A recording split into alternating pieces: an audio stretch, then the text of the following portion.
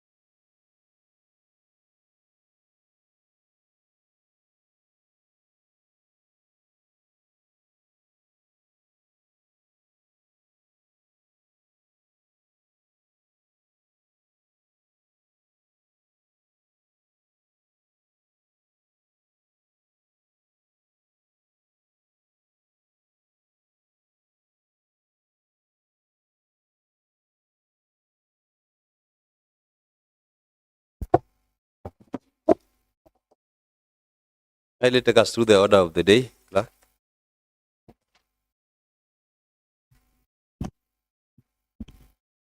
Order paper number 325 of today, Thursday, 3rd July 2025 at 2:30 p.m. Order number 1, administration of oath. Next order. Order number 2, communication from the chair.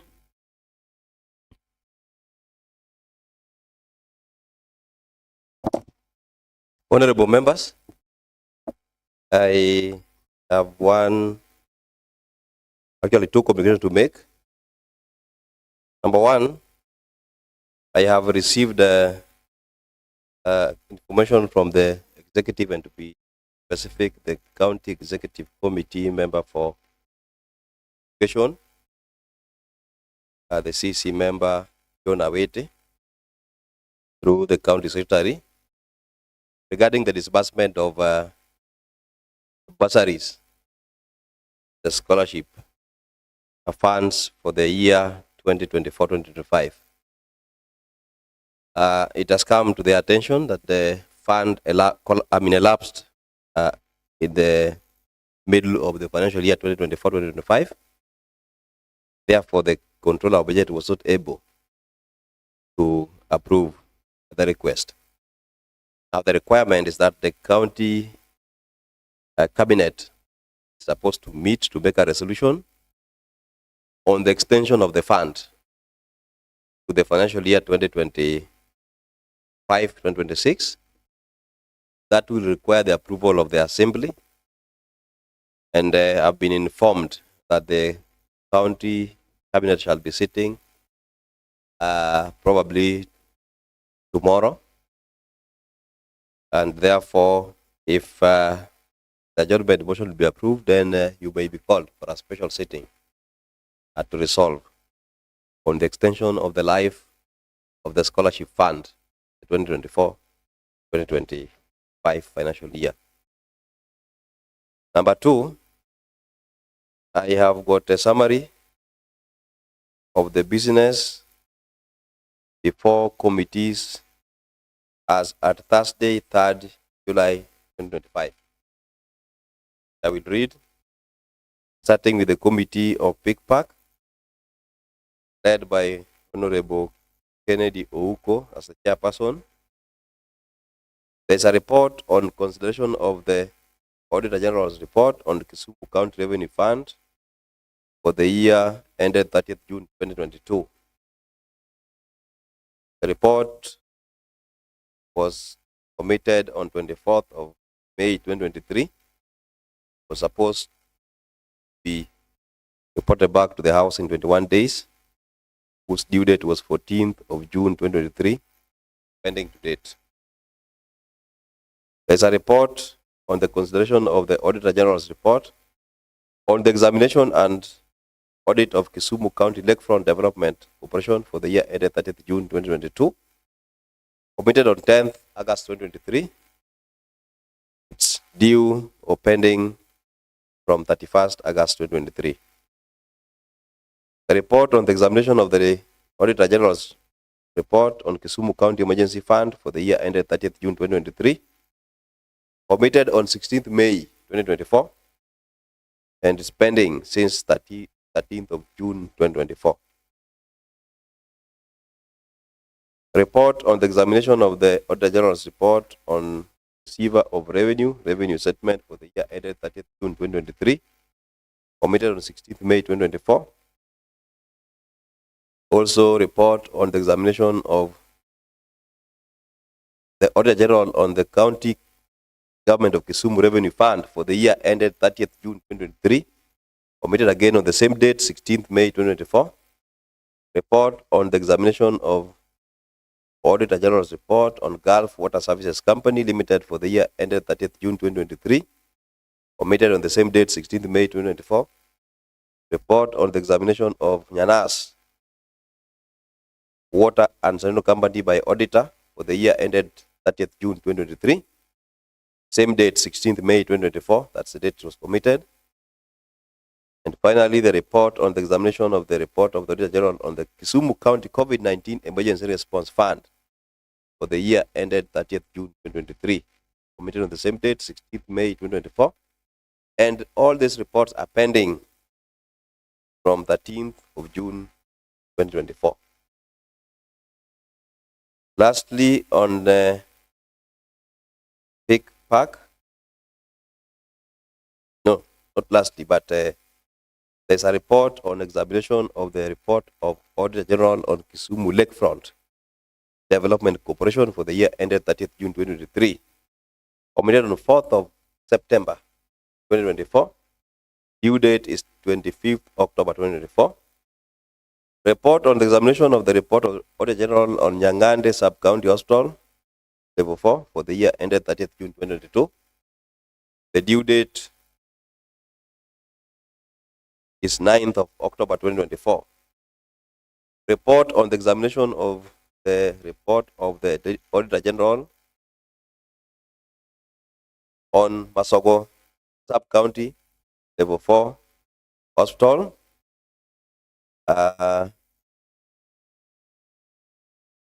Uberkamoth Sub-County Hospital, Jola Sub-County Hospital, Nyangoma Sub-County Hospital.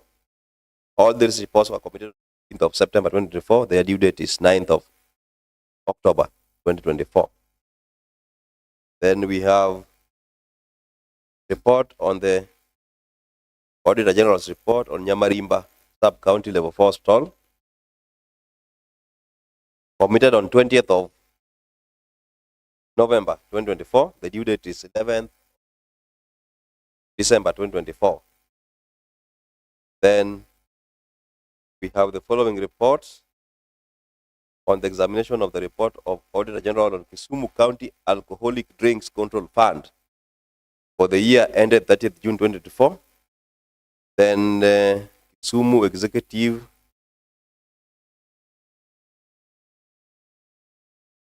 for the year ended 30th June 2024.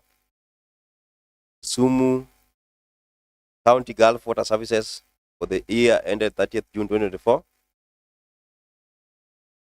Kisumu County Lakefront Development Corporation for the year ended 30th June 2024. Nyanas Water and Sanitation Company, Nyanas Water Services Company Limited for the year ended 30th June 2024. Kisumu County Revenue Board for the year ended 30th June 2024. Kisumu County Revenue Board, I've said that one on for the year ended 30th June 2024. These ones were committed on 25th of February 2025. And their due date is 18th of March 2025, so that's pending. And lastly, report on the examination of the report of the General on Ojola Sub-County Hospital for the year ended 30th June 2024. That is the proposed plan, committed on 21st May 2025. The due date is 7th of June 2025. Allow the members who are the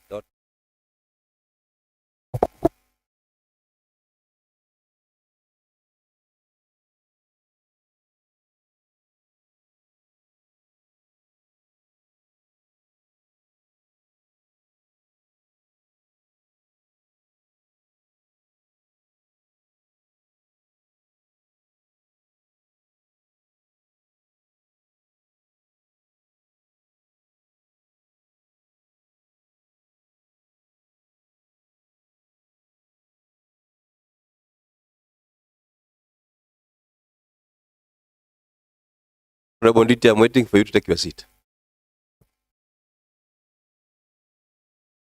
We have the Committee on Lands, Housing, Physical Planning, and Urban Development. Following reports. Number 1, the report on the matter of recent demolitions within the city and the location of county premises to business operators are sought by Honorable Narayakombo Combo on 8th May 2024. It's due from 22nd May 2024. Report on the matter of allocation of parcel of land, Kisumu Municipality, Block 11/43 to EACC. Due from 4th, committed on 4th of September 2024, due from 25th of September 2024. Lastly, report on the request for approval to transfer Ondiek Estate, RL number Kisumu, Block 929 and 9115 to National Housing Corporation, was committed on 11th of June 2025. Is due for submission on 2nd of July. It was submitted yesterday, 2nd of July 2025. Labor and Social Welfare Services, Honorable Zachary Ukoyo, as the chairperson. Number 1, report on the matter of non-compliance with Section 80 of the Public Service Commission Act 2017 and Regulations 71 of the Public Service Commission's Regulations 2020 by the County Public Service Board on the mandatory retirement age provisions. This was committed on 11th of September 2024 and has been due since 25th of September 2024. Number 2 is the report on alleged severe labor violations, corruption, and exploitation by Atkeda Ceramics. This report was laid on 25th. No, it was committed on 25th of June 2025. It's due on 9th of July 2025, so it's on progress. Education, Robuseto Kumu, report on the matter of stalled early childhood development ECD projects within the Awasi Onjiko ward. Report was committed on 28th of November 2024, due since 12th of December 2024. Finance and ICT, Rebokari Najuang. Following reports. Report on consideration of the annual report and finance statements of Jaramogi Odinga Teaching and Referral Hospital 5 for the year ended 30th June 2023. The report was committed on 15th of November 2023. It was due since 29th of November 2023. Actually, it's long overdue. Number 2 is the report on the financial statements of Kisumu County Education Fund, quarterly report for the periods ended 31st December 2023, and that of the Kisumu County Revenue Fund for the period ended 31st December 2023, all committed on 24th April 2024, long overdue since 15th May 2024. We have the report on the consideration of the quarterly reports and finance statements of Kisumu County Revenue Fund for the period ended 31st March 2024, committed on 8th May 2024, overdue since 29th May 2024. A report on consideration of the Kisumu County Education Fund annual report and finance statement for the year ended 30th June 2024. Committed on 2nd October 2024. Overdue since 23rd October 2024. 6 is the report on the petition by Kisumu Contractors and Suppliers Association to the County Assembly on the matter of prioritization of pending bills for Kisumu County Government. Committed on 9th of October 2024. We dealt with within 60 days, so the due date was 10th of December 2024. Number 7, report on the consideration of the City of Kisumu annual report and financial statement for the year ended 30th June 2024 for Kisumu Urban Project KUP and FD credit number CKE 1035 OLG. Another one is the emergency fund account annual report and finance statement for the year ended 30th June 2024. Then the county revenue fund annual report for the year ended 30th June 2024. We have got the Kisumu County Car Loan and Mortgage Scheme annual report and finance statement for the year ended 30th June 2024. Then we have the report on consideration of the Kisumu County Executive annual report and finance statement for the year ended 2024. That is June 2024. Report on the consideration of the City of Kisumu annual report and financial statements for the year ended 30th June 2024. Then the report for the County Climate Change Fund annual report and finance statements for the year ended 30th June 2024. All the reports I've read were committed on 9th of October 2024 and are due from 30th of October 2024. Number 14 is the report on the consideration of Kisumu County Revenue Board annual financial statement and receiver of revenue report for the period ended 30th June 2024. And that one of the revenue statement for the county government of Kisumu's receiver of revenue for the financial year ended 30th June 2024. Two reports were submitted on 6th of November 2024 and are due since 27th of November 2024. Number 16 is the report on the matter of disposal of movable assets in the county, which was committed on 13th of November 2024. The due date is 27th November 2024. Then the following reports: the report on the consideration of the Kisumu County Revenue Fund quarterly report and finance statement for the year ended 30th September 2024. Then the Kisumu County Executive quarterly report and finance statement for the year ended 30th September 2024. Then the report on the consideration of the Kisumu County Assembly reports and financial statements for the year for the period ended 30th June 2024. The three reports were committed on 14th of November 2024 and were due since 5th of December 2024. The following two reports: report on the consideration of the Kisumu County Executive quarterly report and finance statement for the period ended 31st March 2025, and the County Revenue Fund quarterly report and finance statement for the period ended 31st March 2025, all committed on 21st of May 2025, due since 11th of June 2025. That gives a total of 21 reports pending with the Committee of Finance and ICT, with only 2 having been committed in the year of 2025 around May. Sports, Culture, Gender and Youth Affairs, Honorable Nancy Matara. Report on the matter of the expenditure for the Festac event. The report was committed on 15th of October 2024. The due date was 29th of October 2024. Report on the matter of status of renovation of Kanyakwar Cultural Center in Railways Ward. It was committed on 21st of May 2025. It was due on 4th of June 2025. Those 2 reports are pending with the Committee of Reports. Number 7, the next committee is Water, Environment, Natural Resources and Climate Change. Honorable Samuel Dede. The first report is a report on the Kisumu County Quarry Bill 2024, County Assembly Bill number 5 of 2024. This was committed to the committee on 28th of November 2024. The due date was 19th of December 2024. Then the report on the matter of pollution of Oroba River and Nyakoko Stream by Keda Ceramics, which was committed just recently, 25th of June 2025. Due date is 9th of July 2025 and is in progress. Roads, Energy and Public Works.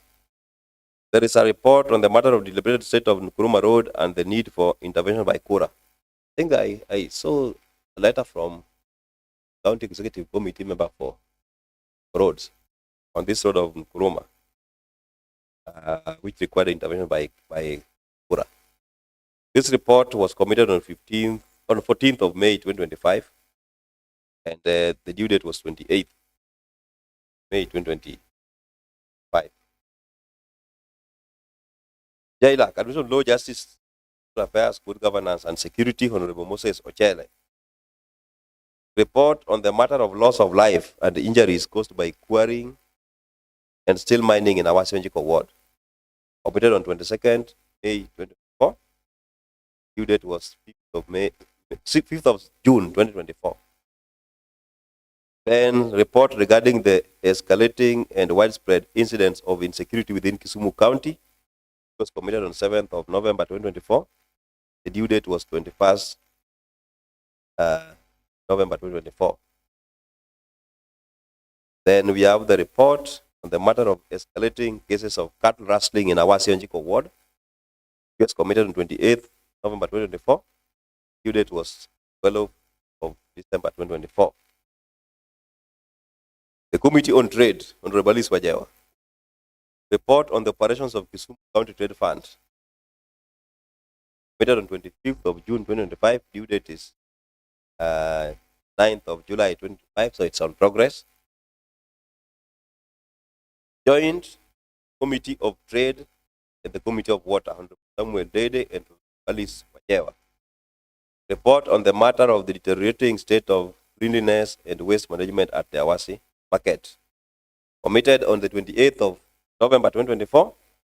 The due date was 12th of December 2024. Joint Committee of Administration Law, Justice, Constitutional Affairs, Good Governance and Security, and the Committee of Labor and Social Welfare, Honorable Moses Chele and Honorable Zachary Okoyo. Report on the matter of ongoing investigation into the allegations of embezzlement by employees of Kisumu County Revenue Board. Report was committed on 18th of September 2024, and the due date was 2nd of October 2024. Joint Committee of Medical Services and Labor and Social Welfare, Honorable Vincent Jagongo and Honorable Zachary Okoyo. The report on the matter of payment and deductions on stipends of community health promoters. Report was committed on 7th of May 2025. The due day was 21st of May 2025, pending to date. Joint Committee of Administration Law, Constitutional Affairs, Good Governance and Security, and that of Trade, Honorable Moses Ochele and Honorable Alice Wajewa. Report on the alleged unfair trade practices, exploitative lending, and alleged sexual abuse in the markets. The report was committed on 5th June 2025. The due day is 9th of July 2025 and is in progress. Honorable members, I've taken my time to read all those pending reports, and you've seen that there are several reports which are touching on what borders or within what we are supposed to be doing. Some of them are due from as early as the year 2023. We are in 2025. We are discussing a budget of 2025, 2026. I think it will be of good honor if I give each and every of these chairs so that it goes into answered what you plan to do about those pending reports. So I will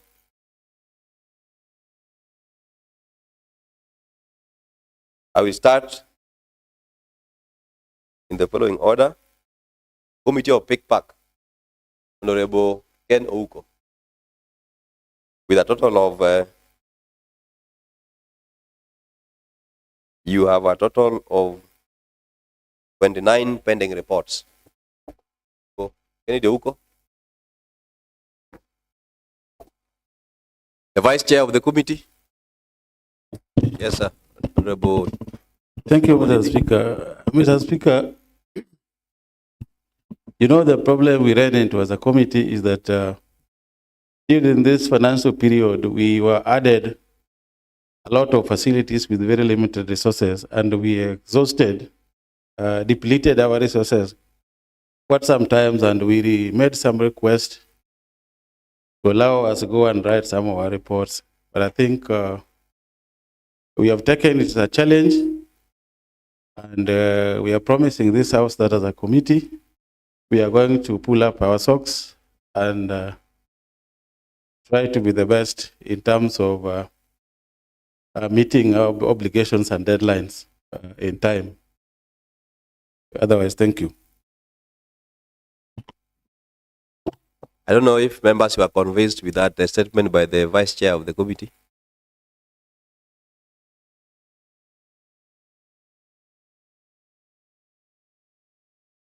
Honorable Ratib Boyton, Committee of Lands, Housing, Physical Planning and Urban Development, you have got a total of 3 pending reports. Ratib Boyton. Thank you. Thank you, Honorable Speaker. Honorable Speaker, it's just today that I was also discussing with the members of the said committee plus the Secretariat. 2 of those reports we are already done with. It's only that they were now not be able to forward them to House Business Committee. But I believe when we resume, they will be the first thing on the table. What about the remaining one? Thank you, Honorable Speaker. The remaining one, I think we were asking for a meeting or so that we call the National Housing and Corporation plus all the stakeholders that are involved in the debt swap. We suggested 14th day of this month so that we conclude making of that report. You had the response by Honorable Boyton. The issue of the National Housing Corporation and the debt swap, very thorny issue. And sometimes back you had that as we are still struggling to move forward. The National Housing are already doing public participation across the estates that are targeted. And it's within our mandate to make the sort of the same. I don't know, honorable members, you think? Anyway, let me proceed to the Committee of Labor and Social Welfare. Honorable Zachary Okoyo, you have a total of 2 pending reports. Thank you, Mr. Speaker. Mr. Speaker, yes, it is true. We have 2, to me, I think there are 3, but there are 2 pending reports. Mr. Speaker, we were ready to bring forth the report which has stayed for long in this House before we proceeded to the what we call recess. And it wasn't that ready, but we wanted to bring it so that we could table it. But unfortunately, we are a bit time bound. But the other 2, Mr. Speaker, the one which was a statement from Honorable Karen regarding the fatal accident at the site, we had written letters to other agencies and authorities to have a concrete report. But only one has responded, and we are waiting for another one. The other one of Moroni regarding factory on tiles, we will visit that place during recess, and then I think by the end of our recess we'll have the report ready. That's the status of our reports, Mr. Speaker. Thank you. Remember, the response by Honorable Zachary Okoyo satisfactory. Anyway, Committee of Education, Honorable Seth Okumu. Thank you, Honorable Speaker. I think we have one pending report with regards to incomplete ECD project in Awasi on Jiko. Honorable Speaker, other than bringing a report to the floor, we have advised the member of County Assembly representing the area to have all those ECDs factored in this year's budget, and I think he was working on them, because there's no way we can complete them without them being in the budget, whether it's going to be a rollover or as new projects, Honorable Speaker. I think that's the same report that we'll bring back to the Assembly. Thank you. Honorable Member, we agreed that if that's the agreement, that's what you're supposed to report back to the Assembly, so that we close that that file. If that's the advice you gave to the member to ensure they are rebudgeted, that's a one paragraph report, not take a whole year to bring to the Assembly.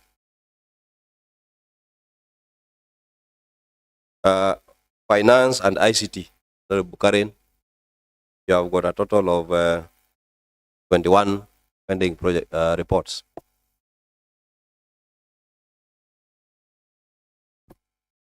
Thank you, Chair. Thank you, Honorable Speaker. I do agree that the reports were committed to our committee. But, Honorable Speaker, 2023 and part of 2024, we had a challenge as a committee. We didn't have a competent clerk, and I even raised it in the liaison committee. They had to discuss it, and we agreed we were to be given a new clerk. Then after that, there were some reports which were time-barred.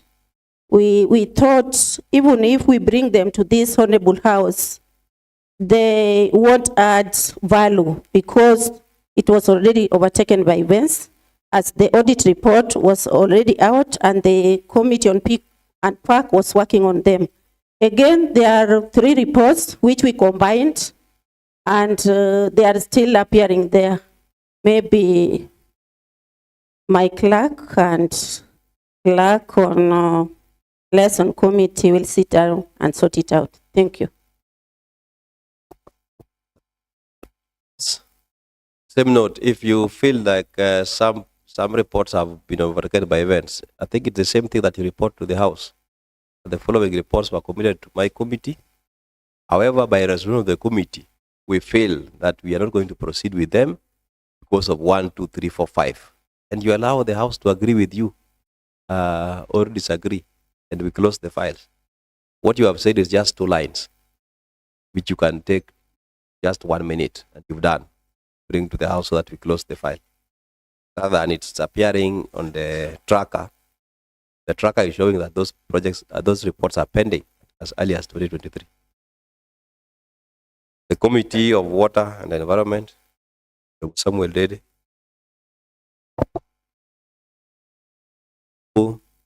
Pending projects. Thank you, Chair. There are 2 reports pending. One concerning the quarry bill, which we've already done all the due diligence and are waiting for. If you come in the first week, we'll take you to the House business for slotting. The second one was just given to the committee just a week ago. At its needs, we go to the site visits so that we see the issue concerning Oroba Nyakoko stream. And finally, over the recess, we are requesting for a special sitting so that we go for the site visit. If we come back, we'll bring the report. And finally, there is a report, there was one also for a joint committee concerning the cleanliness of Awasi market. I think by that, we've already talked to sit together with the chair trade, because it was joined with the chair trade and water. We are going to work over it on during the recess, and if we come back to the house, all shall be done with. Thank you. Admission of Law, Justice, Legal Affairs, Good Governance. We've got 3 committees depending on Moses Ochele. Thank you, Mr. Speaker. Mr. Speaker, the 3, we have 2 which we merged as a committee. One involving quarry, was at our Sionjiko ward, and also cattle rustling. We agreed to combine them, and it is the job we did this morning. It is just unfortunate that we finalized when the calendar for the house had been done with. Mr. Speaker, again, we have some joint assignments with the Committee of Labor. But I know my friend knows where the hiccup is. I think we will respond on it, because anytime we have a meeting, the chair maybe, as a busy man, gets engaged somewhere. So I can't answer on his behalf, but we've made a progress, one-sided progress. That's JLAC. So I just wished my partner, Honorable Zako Koyo, reduces this other side assaults and commit himself to this joint task. Thank you, Mr. Speaker. Point of order, Mr. Speaker. What is the point of order? Well, Mr. Speaker, I wonder why my colleague and partner in issues of administration is giving wrong information to the House as per my schedule, because I'm always ready, and we've been meeting over the same, and I know where we have reached. So when he's telling the House that I reduce my schedule or my hassle, I don't know what he means. But the thing is, we've been moving in this together, and I think the report should be ready when we come back from recess. Thank you. Honorable members, whichever the case, the fact remains that there is a delay in that report. The report was committed in 2024. It's yet to come. Actually, made it 2024, not even made. Yes, made it 2024. And it's yet to come. So it's not a must that the chair must be there. The standing order is very clear that in the absence of the chair, the vice chair will chair. In the absence of both the chair and the vice chair, the members will agree on one member to chair. So these blame games of the vice chair or the chair is not there, I think it's not holding any water. The fact remains that there is delay, and it's a report that is pending that needs to be worked on. Yes. Mr. Speaker, it is true that in the absence of the chair, the vice chair can always chair. But normally when we have committee sittings, there are attendance lists which are being signed. And it is within your reach. None of Labour Committee has ever attended. It is a skewed sitting for the 2 assignments. So I'm just beseeching my colleague that adjust.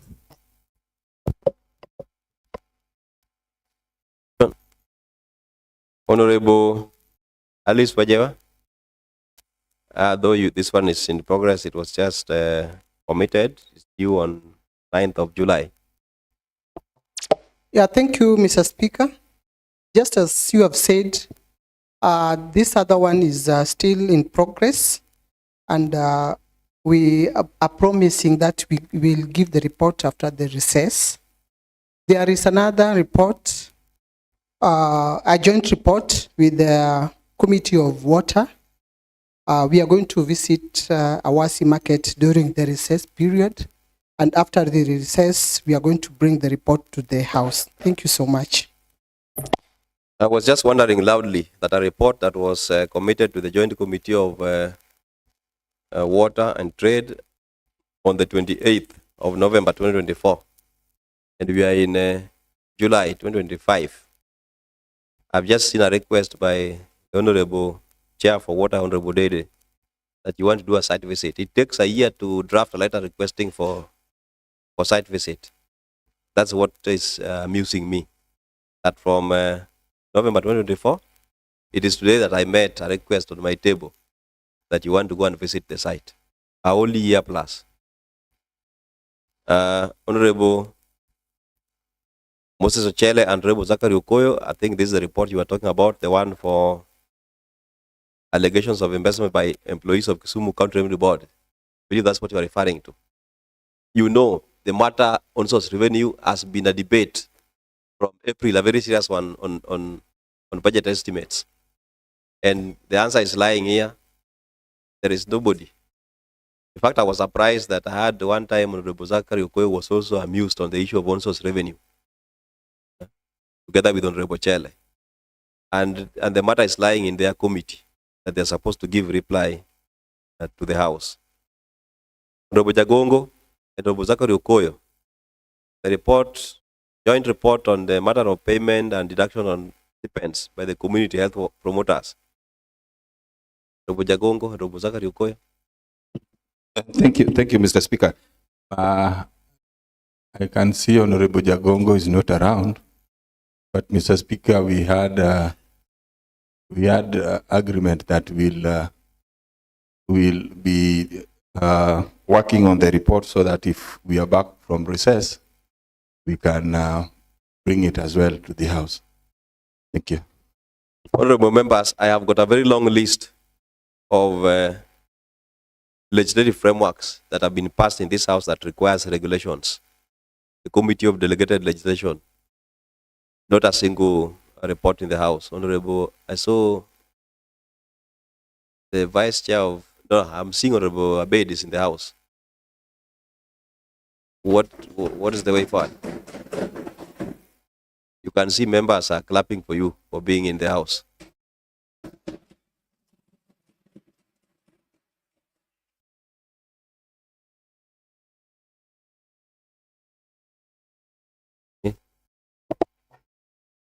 Can you respond? Thank you, Mr. Speaker, and thank you, honorable members. I acknowledge that indeed my committee is lagging behind on some issues, and we had a meeting today and agreed that as soon as the House resumes, we shall pick up on where we are lagging and bring the reports. Thank you. Honorable members, let us agree that there is no way you can pass a bill, the governor sends to it. There is no way it can be implemented if there are no regulations. I am afraid if I start reading the list of the laws that we have passed here, including the ones that were passed in Second Assembly and First Assembly that requires regulations, I'm afraid I'm going to take the next 25 minutes doing the same. And these are matters that lie squarely Committee of Delegated Legislation. Not a single one has been reported. I'm also afraid I'm having a very long list of implementation committee. Follow-up on resolutions, including up to yesterday, including up to Monday 30th June 2025, where the Honorable Chair of Budget committed that on Friday we will be bringing a list of all our projects. Where's the Chair for implementation? Honorable James Omolo.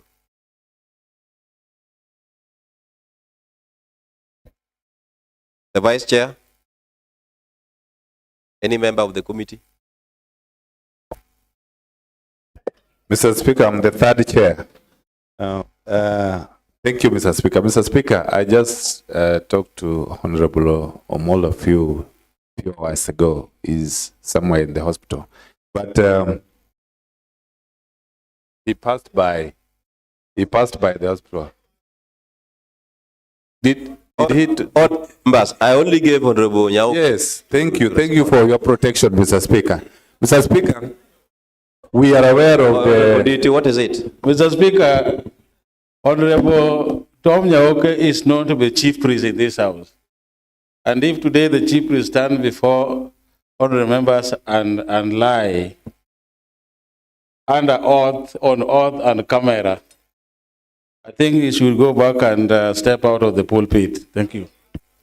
Honorable Nditi, you know the term lying is not parliamentary. Honorable member cannot lie. Honorable Nyauke, are you lying?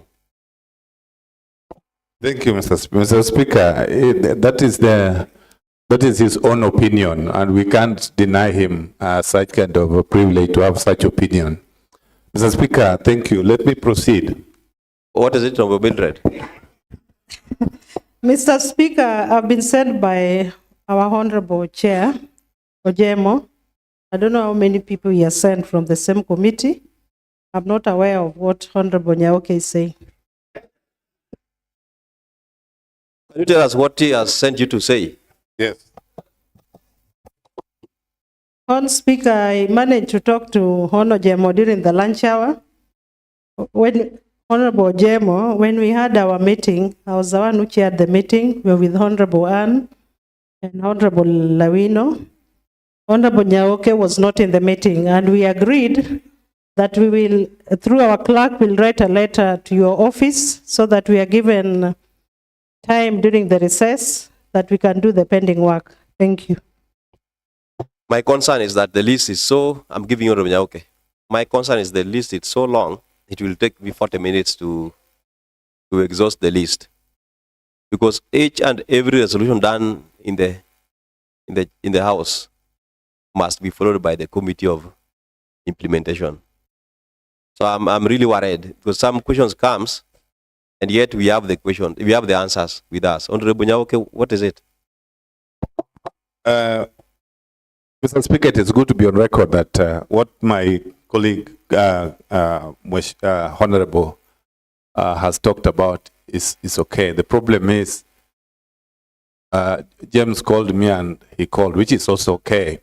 And what he has responded to is the same thing that, which means we were prepared as a committee to have the answer given in any way, Mr. Speaker. So that one shows that our committee is really active and that any one of us is able to give satisfactory answer to this House. Mr. Speaker, I support what my colleague has just said. Thank you.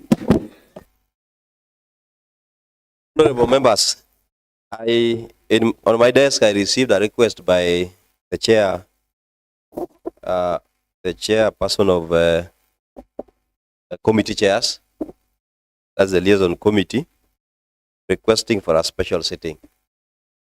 I am going to forward this list to the chairperson of liaison committee, and I would like it to form part of the agenda in your meeting so that I'll be able to get a very conclusive way forward on how we are going to work on these reports.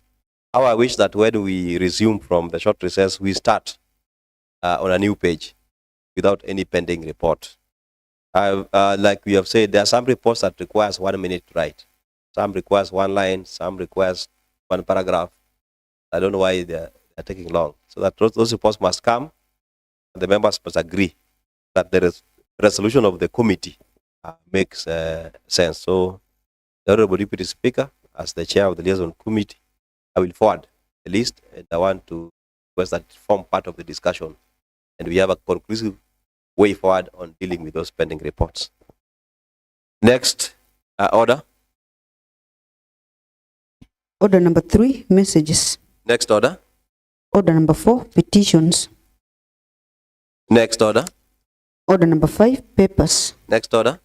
Order number 6, notices of motion. Next order. Order number 7, statements. Statement time. Honorable Nerea Okombo. Thank you, Mr. Speaker and honorable members. I sought to raise a statement on the matter of non-payment of stipend balance to agripreneurs under the NAFCDP projects, Mr. Speaker. I, however, received a communication from the representative of the agripreneurs stating that their arrears, which was past 60% of the total payment, had been cleared by yesterday. This statement, therefore, Mr. Speaker, stands overtaken by events. The statement dies a natural death. Honorable Adonija, Honorable Leader, Deputy Leader Majority. Thank you, Mr. Speaker and honorable members. I rise to sort a statement of the matter of bursary allocation to Southeast Nyakach Ward. Mr. Speaker, understanding order number 41, paragraph 2B, to seek a statement from the chairperson of the Committee of Education regarding the bursary allocation disbursement to Southeast Nyakach Ward in the current and previous financial years. Mr. Speaker, education bursaries are critical in supporting access to education for needy students across Kisumu County.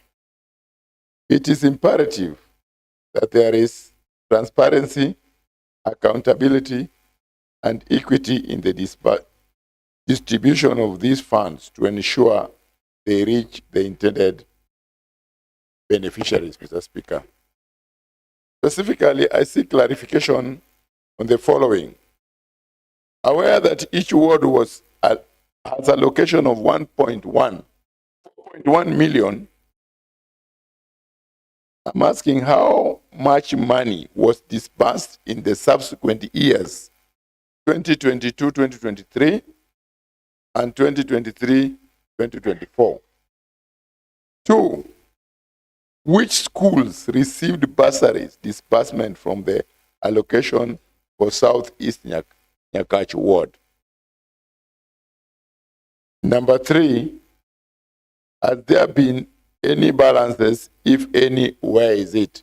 Mr. Speaker, you realize that when the names are submitted for the beneficiaries, in my ward, sometimes we discriminate or we leave other students without giving bursary due to the number of applications.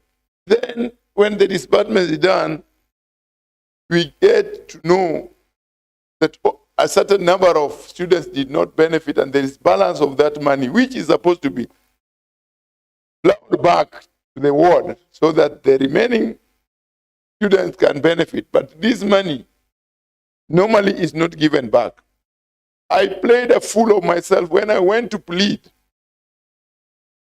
with the CEC so that I can be given some money. Little did they know that this is the balance of my money. Immediately after disbursement of funds, if you go, people queue up at the CEC's office asking for favor to be given 2, 3 bursaries. Yet it is the balance of our money. It is for that reason that I would want to be told what happens with the balance of our money. There is double allocation, which is okay. Sometimes you may find, like my case, there was a student that benefited from Migosi and also applied in my ward, but then he benefited from Migosi. It is true because Kisumu town municipality is a cosmopolitan. Or nearly all of them come from a particular ward. So sometimes they double apply. But once they have benefited in that ward and they have received the disbursement, the balance should be reimbursed back, or we are told that you have 80,000 shillings. Honorable Deputy Leader Majority, go straight to your statement and your questions, not to debate. Yeah, I'm just trying to expound on why I'm asking for this question, Mr. Speaker. This is a very critical need for members anyway. I'm sure you are also getting to know what is happening.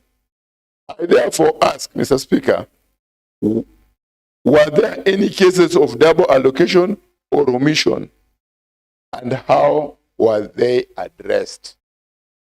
That's question number 1, Mr. Speaker. Mr. Speaker, again, I go further to sort a statement on the matter of county funding towards marine training programs in the Wait a minute, let's dispense off with the first statement. The Honorable Chair of Education is in the House. You have any reply?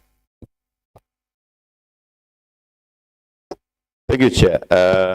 Chair, out of that statement, the biggest question is, are there double allocations, double application for bursaries? Honorable Speaker, before I apply, the honorable member has mentioned something that is very interesting. That even after bursaries has been taken to the ward committees, he went again to the department to look for bursaries for 2-3 people. I don't know how he knew that there was that the department was still having money to give to him, yet we appropriate money and distribute all the monies to the wards. But on double applications, yes, Honorable Chair, we suffer from double applications because previously when we didn't have a system, students used to apply on different wards and they used to get money in each of the wards. That's why the department saw it fit to include in the application the UPI numbers and the admission numbers, because the UPI numbers are unique for each and every child, but the admission numbers can sometimes be similar. So the UPI numbers excludes double application. So when a child applies in 2 wards or 3, he can only get one of the bursaries awarded to that particular child. So like he has asked, we can ask how many of such instances have happened and what happens when such students only receive one application and what remains of that money. Honorable Speaker, if you give us time, we can find out the numbers and what they do with the balances. Thank you. But I want to request that he should do what he has done today instead of going there to beg for bursaries at the department level. Honorable Seth. I think Honorable Lumumba, but he has asked for 4 questions. I want to commit this statement to the Committee of Education, and I give you direction to work over it during recess if it's approved, and report back on 5th of August 2025. Honorable Lumumba, you said you had another statement. Thank you, Mr. Speaker and honorable members. Mr. Speaker, I rise again to sort a statement on the matter of county funding towards marine training programs in the last 2 financial years. Mr. Speaker, understanding order number 41-2B, I rise to seek a statement from the chairperson of the Committee on Education regarding the county government investment in marine training program over the last 2 years. The county government has on various occasions committed to enhancing youth's access to technical and specialized training opportunities, particularly in the blue economy sector. Marine training remains a critical pathway for equipping the youths with relevant skills and positioning them for employment and entrepreneurship in marine and related industries. However, there has been limited visibility on how public funds have been allocated and utilized for this purpose, Mr. Speaker. I specifically seek clarification on the following. How much money was allocated and disbursed by the county government for marine training programs in the last 2 financial years? Number 2, how many students have benefited from the said funding during that period? Number 3, what are the names of the institutions where the sponsored students were enrolled? Number 4, what criteria were used in selecting the beneficiaries of the marine training program? And finally, are there mechanisms in place to track the progress and employment outcomes of these students? Thank you, Mr. Speaker. Education. Sorry, Mr. Speaker. Thank you, Mr. Speaker. Mr. Speaker, oh, sorry, I have not completed. Thank you, Mr. Speaker. Sorry, Mr. Speaker. That is normal. Mr. Speaker, this matter is of great public interest, especially to the youth in Kisumu County who are keen on opportunities within this blue economy. I therefore request that the chairperson of the Committee on Education provides a comprehensive statement addressing the above. Honorable Leader, Deputy Leader, that's why I called the the Chair of Education. Thank you so much, Honourable Speaker. I think I'll tackle some of the questions, but the rest we will be allowed to handle at the committee level. We budget for 70,000 per kid for the marine training. We usually budget for 2 kids in each and every ward, making them 70 kids. So each and every year, including this current financial year, last financial year, we had budgeted for 140,000 per ward for 2 students to be taken for marine training. That happened in 2023-2024 and 2024-2025. In 2020,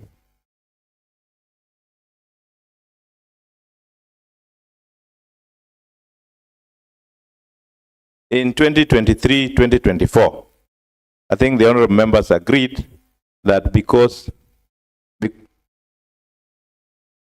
in 2023-2024, Honourable Speaker, the members agreed that it was hard getting the students trained, and it was getting late and the money had to be utilized, and they agreed that that money can be dispensed as bursaries for both secondary and vocational training colleges. So in that year, there was no student who was trained for marine training. This current financial year, we have not dispensed any bursaries, neither for marine training or any other training. But I don't believe it's going to happen because there's a challenge with Kenya Railways Institute where they were supposed to get the training.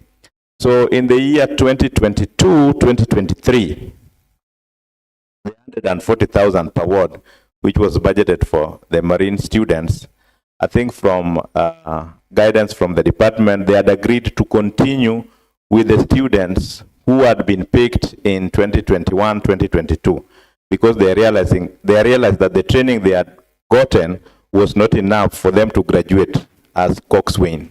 So they had to add another training. So we'll get the list of those students that were picked and the courses that they were doing and the place that they were being trained, and then we'll bring the list to this house. Otherwise, after that, there have never been any admission for marine training. Thank you.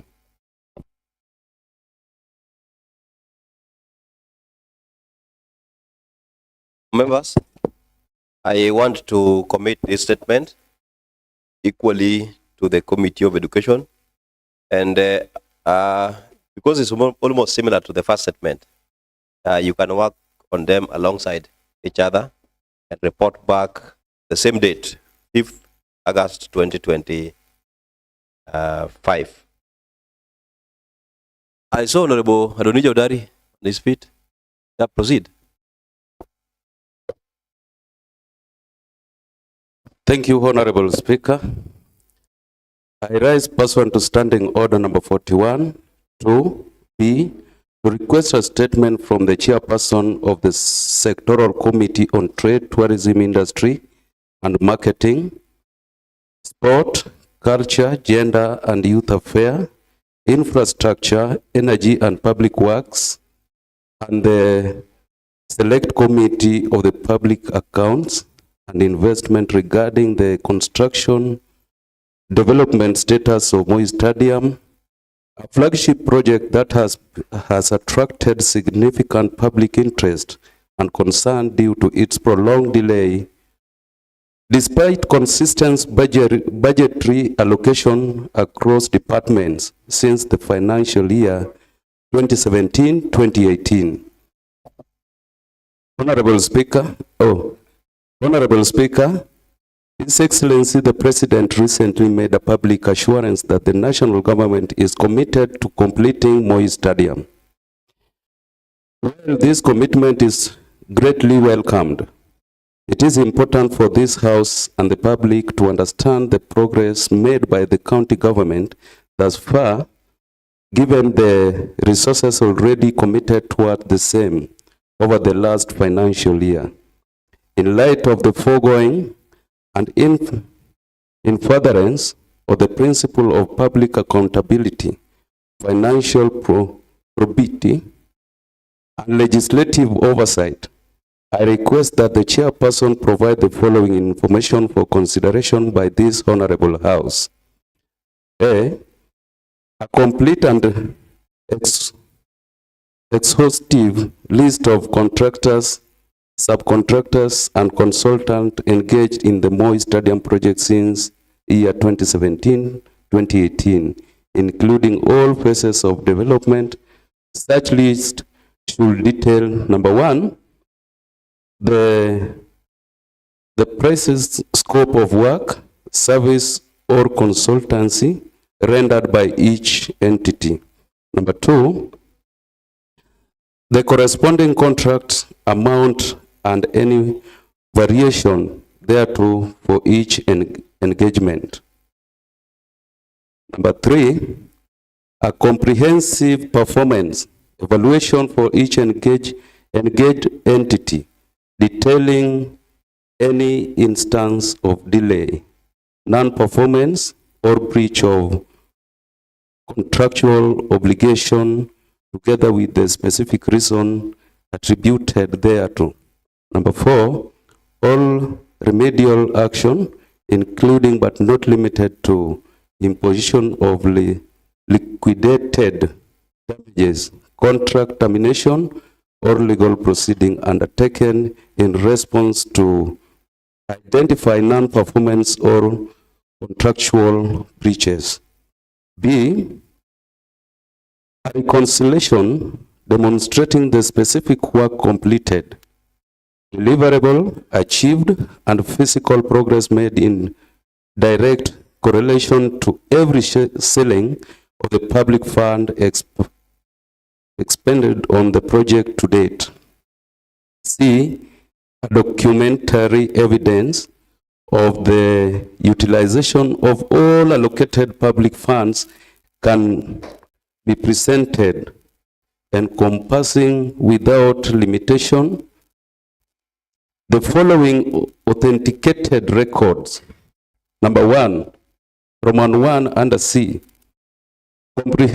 comprehensive procurement record, including tender issued, bill, evaluation, contract awards, and pre-qualification documents. Two, official and validated project implementation reports, progress report, and financial expenditure statement.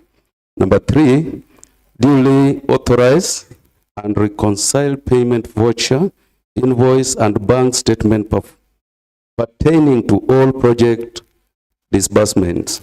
Number four, certified site inspection report, quantity survey report, and engineer's certificate attesting to the actual work completed and materials utilized. D, a detailed report on the coordination mechanism, reporting structure, and transition protocol among the various government departments and agencies that have assumed oversight or responsibility for the project at different stage of its implementation. And then E, a definitive and independently verified statement on the current physical completion status of the Moi Stadium project, expressed as a precise percentage of the total project scope.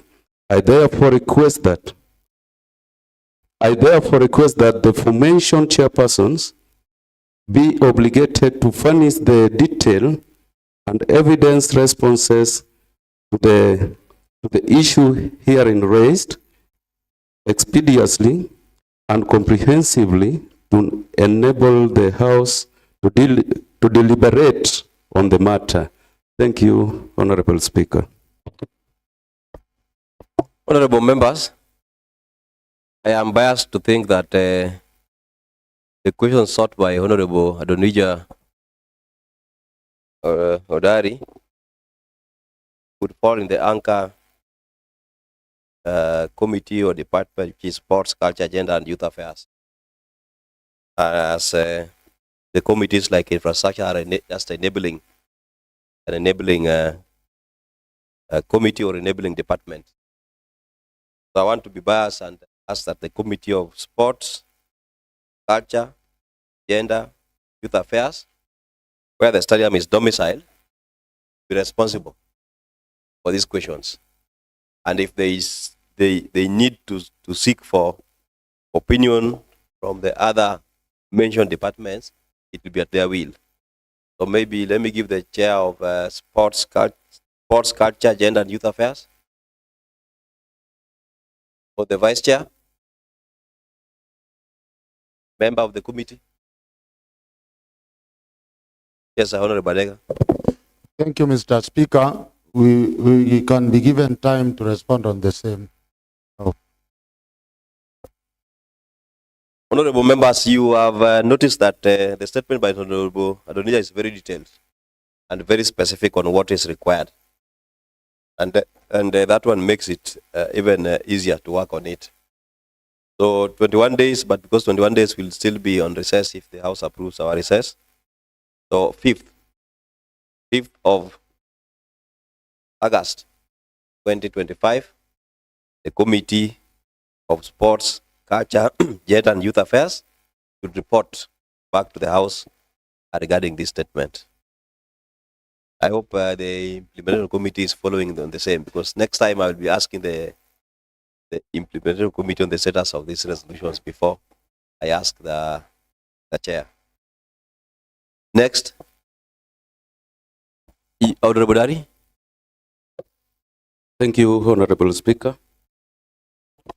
Honorable Speaker, pursuant to provision of Standing Order number 41 2B, I rise to seek a statement from the chairperson of the Sectoral Committee on Finance, Economic Planning and ICT, and the Select Committee on Public Accounts and Investment regarding the status of the Kisumu County Lakefront Development Corporation. Honorable Speaker, this Honorable House will recall that in 2021, it passed the Kisumu County Lakefront Development Corporation Act, which established a statutory framework for the creation of a special purpose vehicle, SPV, in bracket, the Kisumu County Lakefront Development Corporation. The purpose of this SPV, as clearly set out in the Act, was to manage and coordinate the economic and social development of the Kisumu Lakefront, mobilize both local and international resources, and foster sustainable investment opportunity in the region. Honorable Speaker, the enactment of this law was driven by the need for a structured and transparent approach to transforming the Kisumu Lakefront into a vibrant economic and tourism hub. However, a simple online prompt on Kisumu County Lakefront revealed a report of the Auditor General on the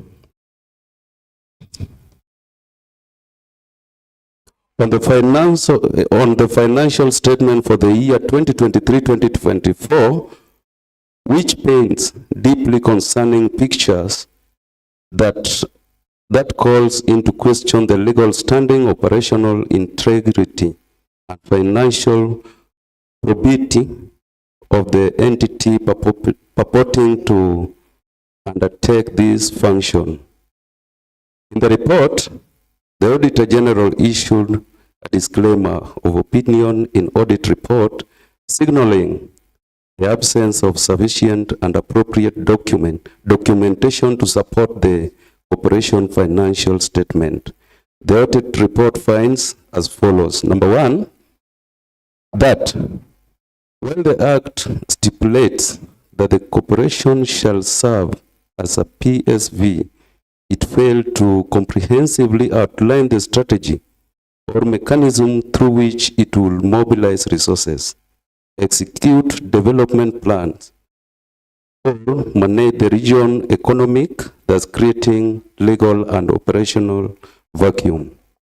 Number two, that a company named Kisumu Lakefront Development was incorporated as a private limited company on 24th October 2019, 2 years prior to the enactment of the Act, established the corporation which raises legitimate concern about the intent and transparency surrounding the formation of the legal entity tasked with lakefront development.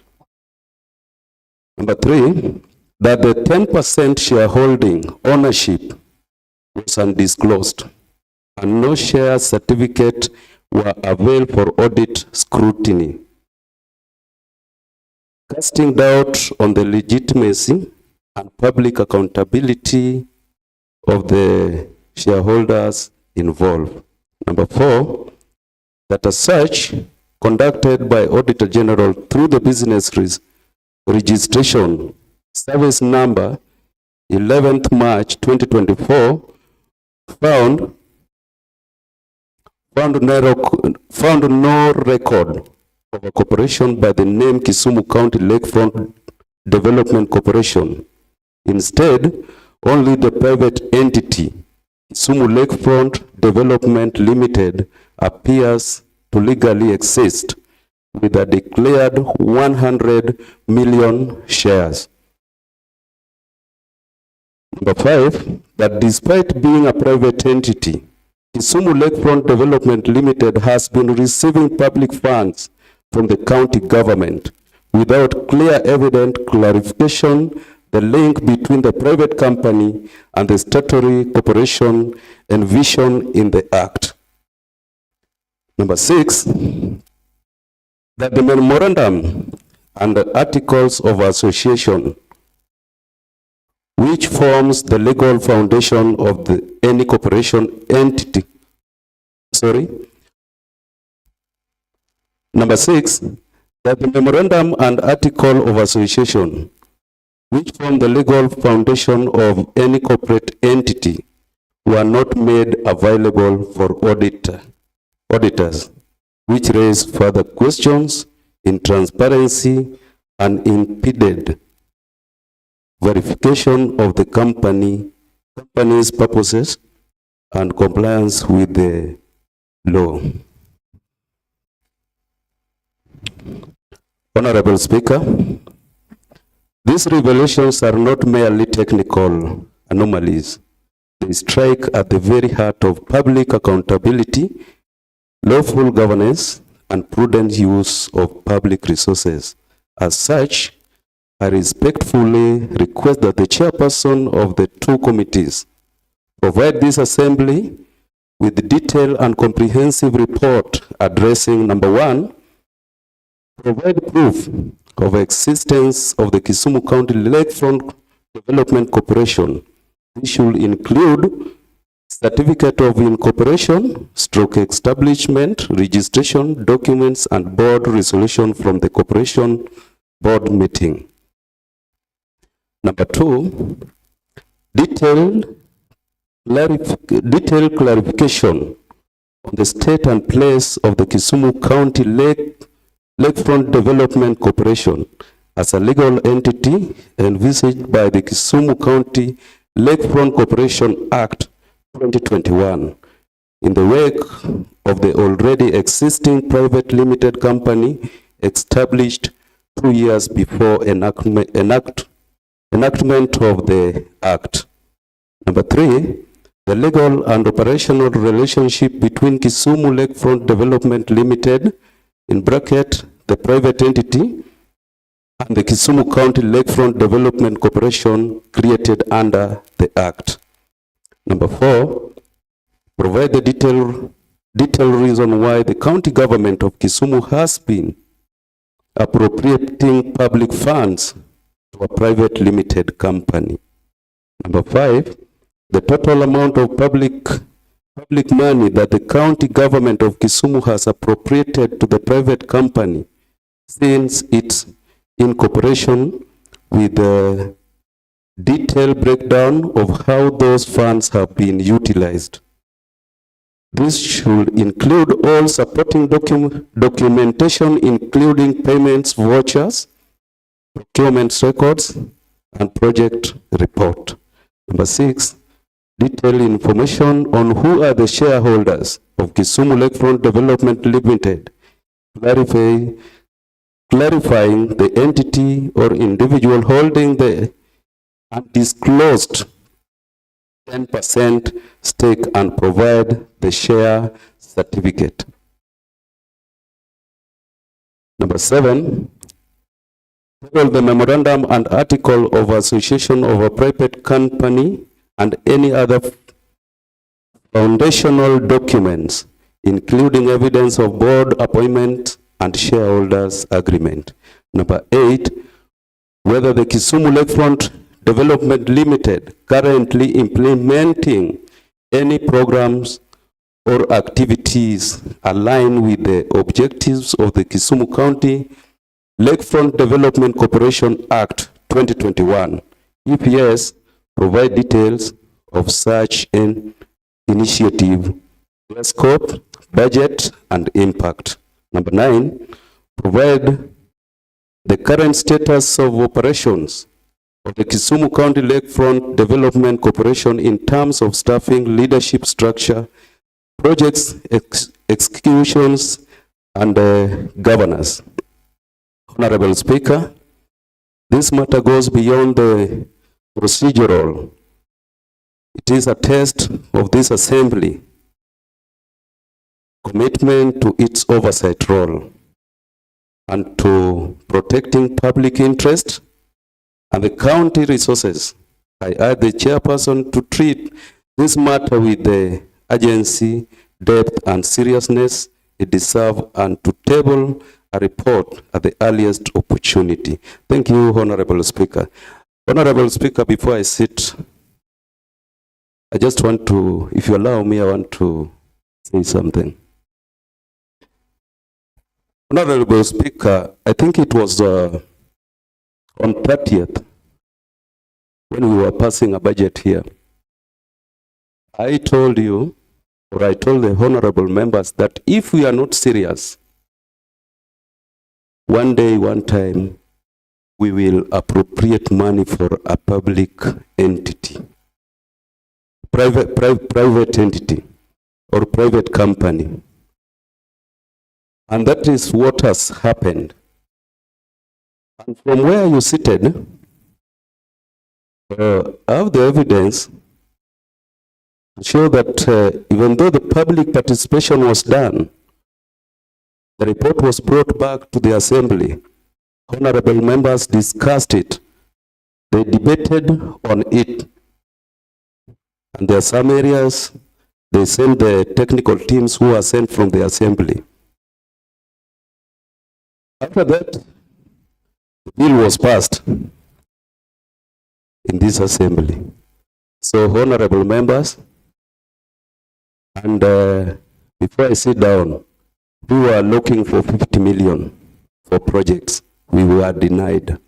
And each and every time, each and every financial year, we are appropriating money for this company. The last financial year, it was given 120 million. 2020, before the bill, this company was given 25 million through the county government. It is very shameful. And we are here and we are seated. Thank you very much, Honorable Speaker. Honorable Dari, I'm listening to you. You have asked the same questions that you are giving answers, so I wonder why you want me to deal with this settlement, because I've seen similar questions in your statement. I want to know how much is allocated, but again, I'm seeing you putting figures. That's why it's always advised that when you are drafting your statement, you put the questions, and you will form part of the team. You will be the first witness. You will be the first witness in that, in whichever committee that we put it. So, honorable members, going by what Honorable Dari has asked, I am persuaded to believe that this matter do not befall within the committees of public accounts and finance, because those are equally watchdog. Going with the questions, it must fall within the certain committee responsible, and that committee is the committee of lands, housing, Physical Planning and Urban Development. So it's the committee to refer to the reports by the Public Accounts Committee and the report by Finance Committee.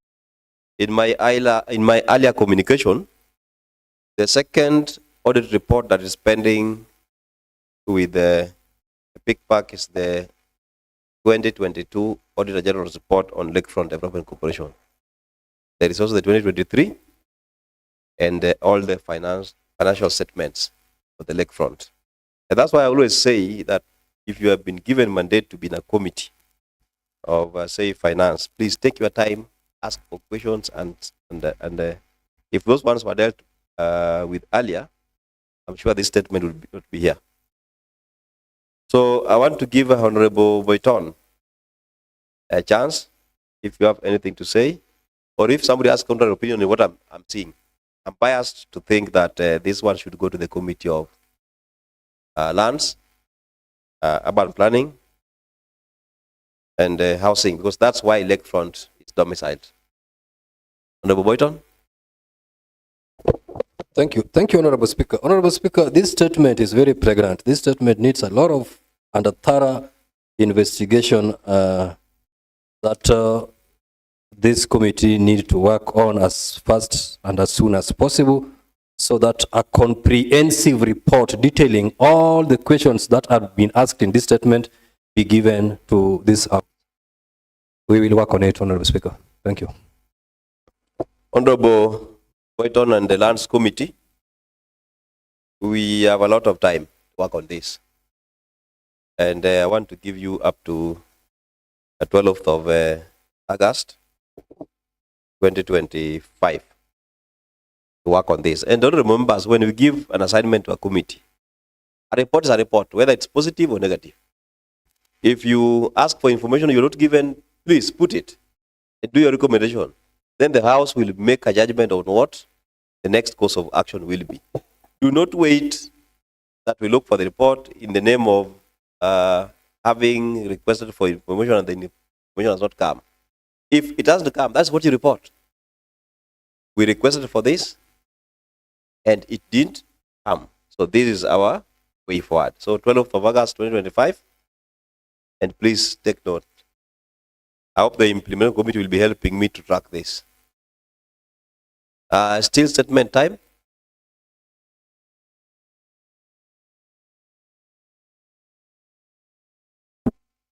Honorable, that's Honorable Caroline Opar.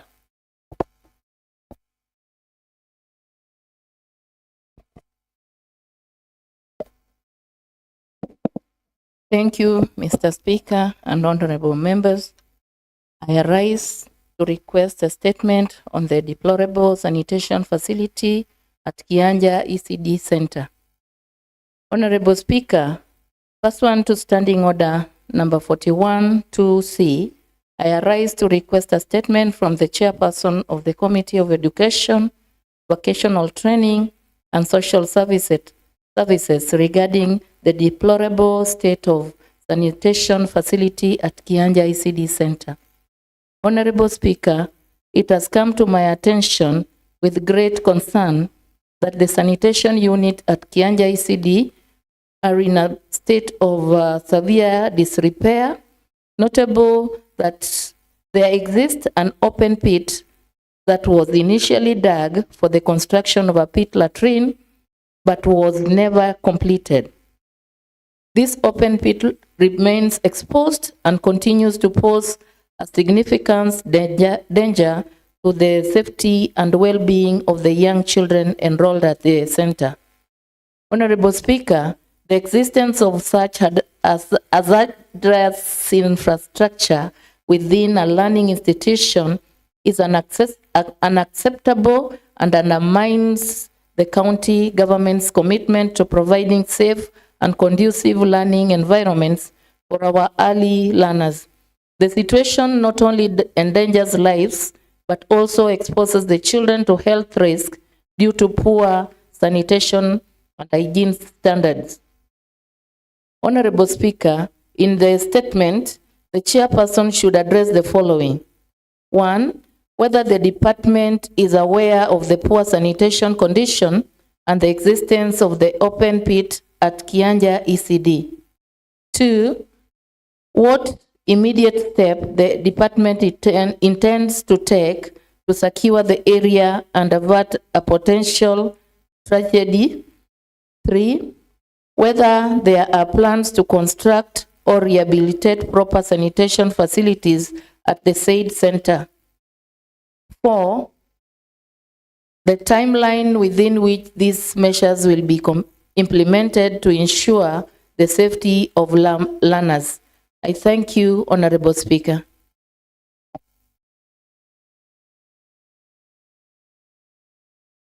Honorable Chair for Education.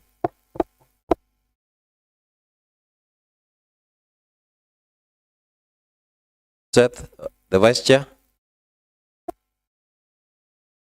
The committee.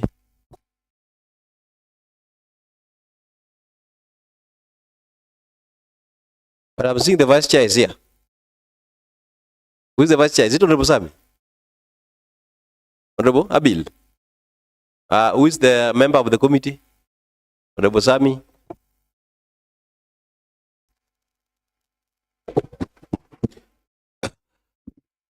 Thank you, Mr. Speaker. Mr. Speaker, I think you can give us 2 weeks to work on the matter. I'm giving you up to 12th of August 2025. That is the last date, going by the other assignments that have been given to said committee. That you give us a comprehensive report on the same.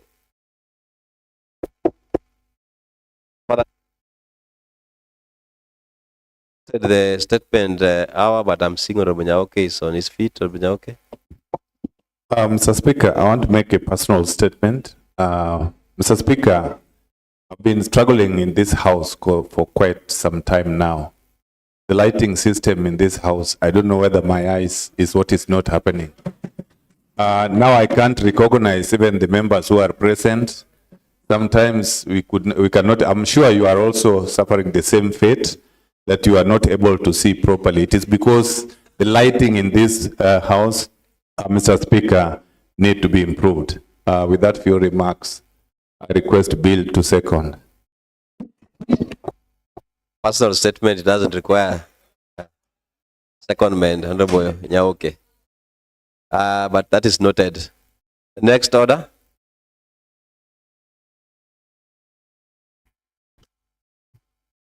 Commencement of business. Order number 8. Motion. Approval of the call for installation of surveillance cameras to enhance security within county facilities, streets, and roads. By who? Yes, Honorable Nerea Okombo, the Deputy Speaker and MCA Mnyatabi. Thank you, Mr. Speaker and honorable members. I rise to move a motion on the installation of surveillance cameras to enhance security and safety within county facilities, streets, and roads. Honorable Speaker, aware that the primary mandate of the county government as enshrined in the Constitution and the County Governments Act 2012 includes ensuring the safety and security of its residents and safeguarding public and private property within its jurisdiction. Further, aware that there has been a notable increase in security incidences, criminal activities, and challenges in effective post-incident investigation within county facilities, public streets, and roads, thereby necessitating proactive and technologically advanced security measures. Noting that modern surveillance technology, including closed-circuit television, that is CCTV, cameras, has rapid emergency response, contributing significantly to urban safety and order. Further noting that while the right to privacy constitutionally guaranteed, it is subject to reasonable limitation necessary for public safety and order, provided such limitations are proportionate and accompanied by robust data protection and oversight mechanisms. Concerned that the current security infrastructure within the county is inadequate to address contemporary security threats effectively, leading to increased vulnerability for citizens and county assets, and potentially hindering economic development and public confidence. Recognizing that urgent need for a comprehensive, integrated, and legally compliant surveillance system to bolster public safety, enhance law enforcement capabilities, and ensure a secure environment for all residents and visitors within the county. Cognizant that the installation and maintenance of a comprehensive surveillance system will compel the county executive to prepare a detailed cost estimate encompassing initial capital expenditure for procurement and installation based on a phased budget approach as follows. Mr. Speaker, the proposed phase rollout of surveillance proposed here is that we'll have a phase 1, which will consist of critical facilities and high-risk zones. Mr. Speaker, the targeted location and facilities in phase 1 are county headquarters, main markets, central business district, major bus terminals, and key government offices. Mr. Speaker, the estimated timeline for the implementation will be 0 to 6 months, as agreed by the House. That finalized county surveillance policy, consideration to finalize county government policy, initial budget allocation, public consultation on policy, infrastructure assessment, vendor selection, initial personnel training. Phase 2 will include high crime urban areas and major intersections. Targeted locations, Mr. Speaker, include identified crime hotspots in urban centers, major road intersections, public parks with high foot traffic. That will be within 6 to 18 months. And the key considerations here, Mr. Speaker, is to expand budget allocations, continued public awareness campaigns, advanced personnel training for monitoring and data analysis, data center setup, and security protocols. Phase 3, Mr. Speaker, will include major road networks and entry or exit points. Entry and exit points. Mr. Speaker, target location here include main arterial roads, county entry and exit points, industrial zones. This should happen within 18 to 36 months. And the key considerations here, Mr. Speaker, are to integrate with the traffic management systems, explore driven analytics for efficiency, conduct fast independent audit for system and policy compliance. Phase 4, Mr. Speaker, will include rural hubs, expanding coverage. The key locations and facilities here include key administrative centers in rural sub-counties, strategic community gathering points. This should happen 36 months and above. Mr. Speaker, ongoing system maintenance and upgrades, those are the key considerations, regular policy reviews, and updates based on operational experience, continuous performance, and monitoring and reporting. Now, therefore, I pray that this House, this Honorable House,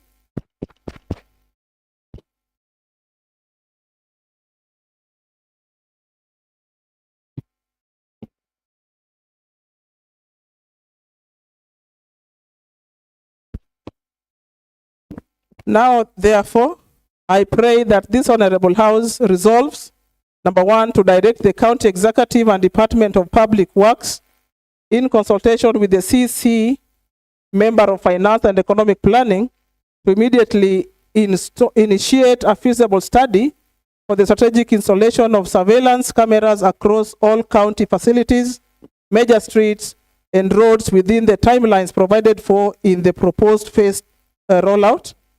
2, to compel the county executive to allocate adequate budgetary provisions in the next supplementary budget and subsequent annual budgets for the procurement, installation, maintenance, and operationalization of comprehensive surveillance camera systems, including necessary infrastructure and personnel.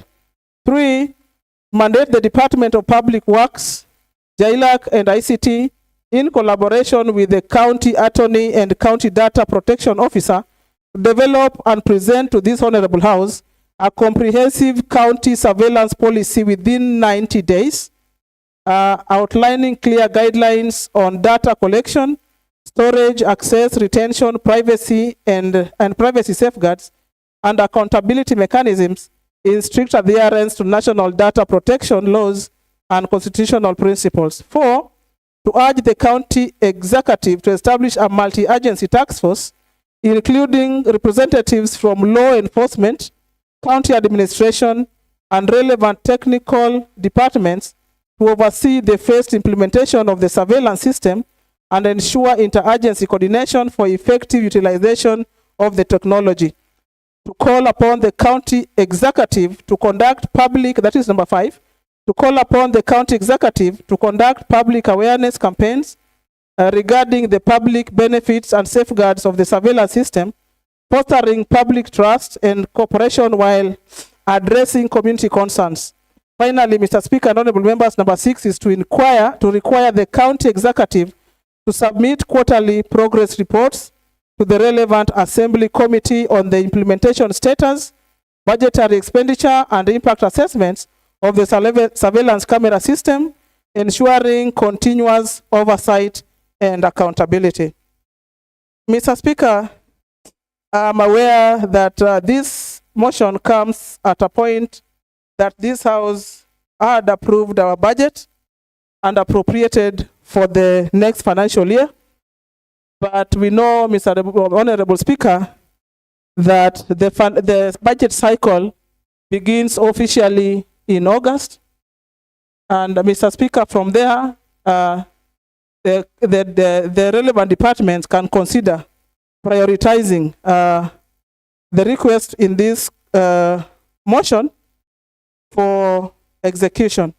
Mr. Speaker, we know several cases of insecurity in Kenya and Kisumu would have been potentially mitigated, Mr. Speaker, investigated more effectively if we had, with assistance of surveillance, Mr. Speaker, cameras. Mr. Speaker, these cases include muggings, robberies, and even more serious cases like murders, Mr. Speaker, that have been recently witnessed in our county, in our country, Mr. Speaker. And Mr. Speaker, surveillance, Mr. Speaker, will deter such kind of crimes because, Mr. Speaker, the cameras would tell or would assist in identifying potential threats, Mr. Speaker, and deter, prevent robberies from happening, Mr. Speaker. And Mr. Speaker, in evidence gathering, the footage can provide clear images of the perpetrators.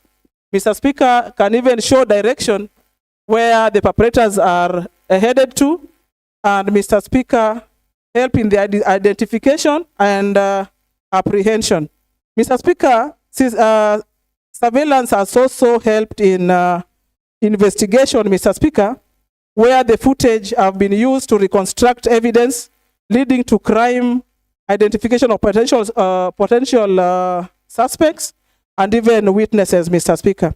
Mr. Speaker, I want to cite a recent case of our fallen legislator, Honorable Ongondo Were. May God keep his soul in perfect peace.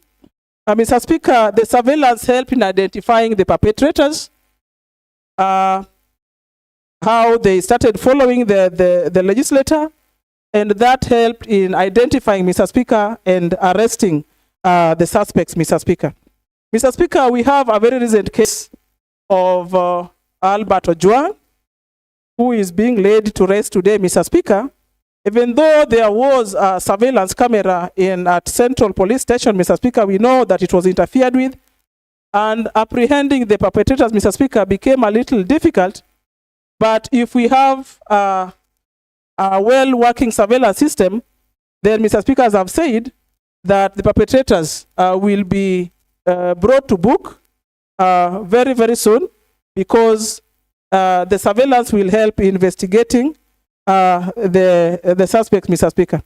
Mr. Speaker, Nairobi County government has established a system that has enabled them to Nairobi City County, Mr. Speaker, has an urban surveillance system with cameras that have facial and license plate recognition capabilities. Mr. Speaker, we see that these ones help even in traffic control, and in cases of accidents, we can manage to see how all this happened, and so it makes the work of the security personnel easier because of evidence that will be availed by just going through the footage, Mr. Speaker. So, Mr. Speaker, having a surveillance in Kisumu County, especially in major facilities like our ECDs, government offices, our major streets, Mr. Speaker, will help in keeping peace. Mr. Speaker, I come from a region where muggings is very, has seen very frequent.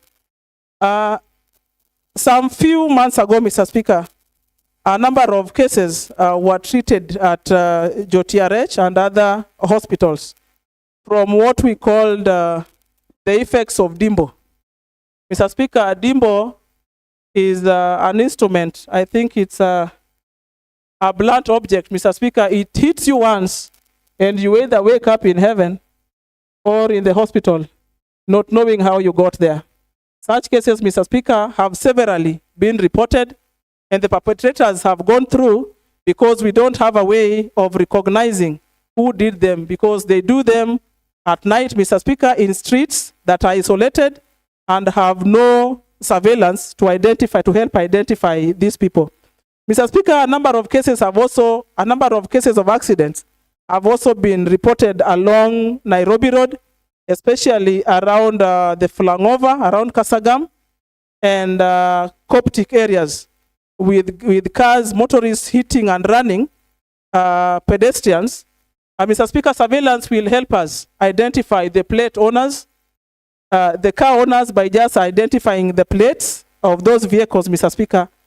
And with that, Mr. Speaker, I think the number of incidences of hit and run will be substantially reduced with the installation of the CCTV cameras in our major streets. Mr. Speaker, it is therefore my pleasure to ask Honorable Boyton, even as I implore on the House to adopt the report, I ask Honorable Boyton to second.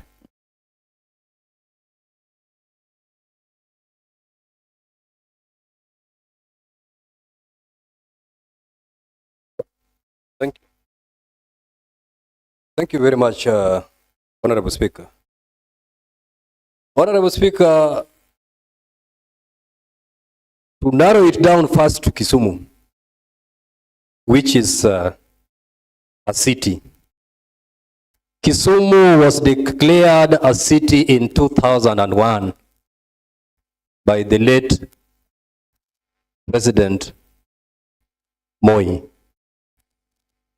2001. Up to now, that is 24 years down the line. And no single road in Kisumu has a surveillance camera.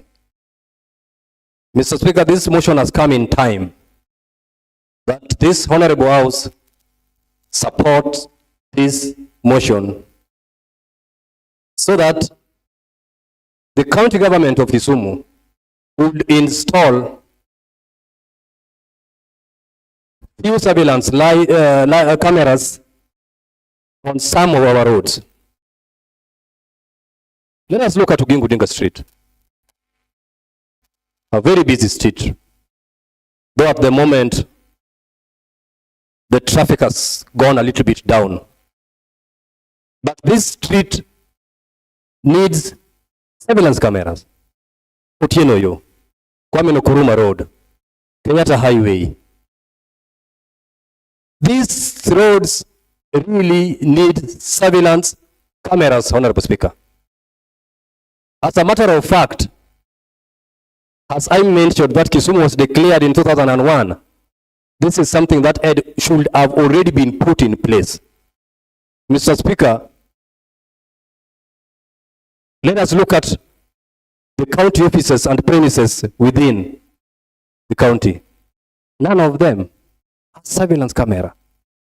In case of any incident, pulling up or pulling out evidence becomes very difficult.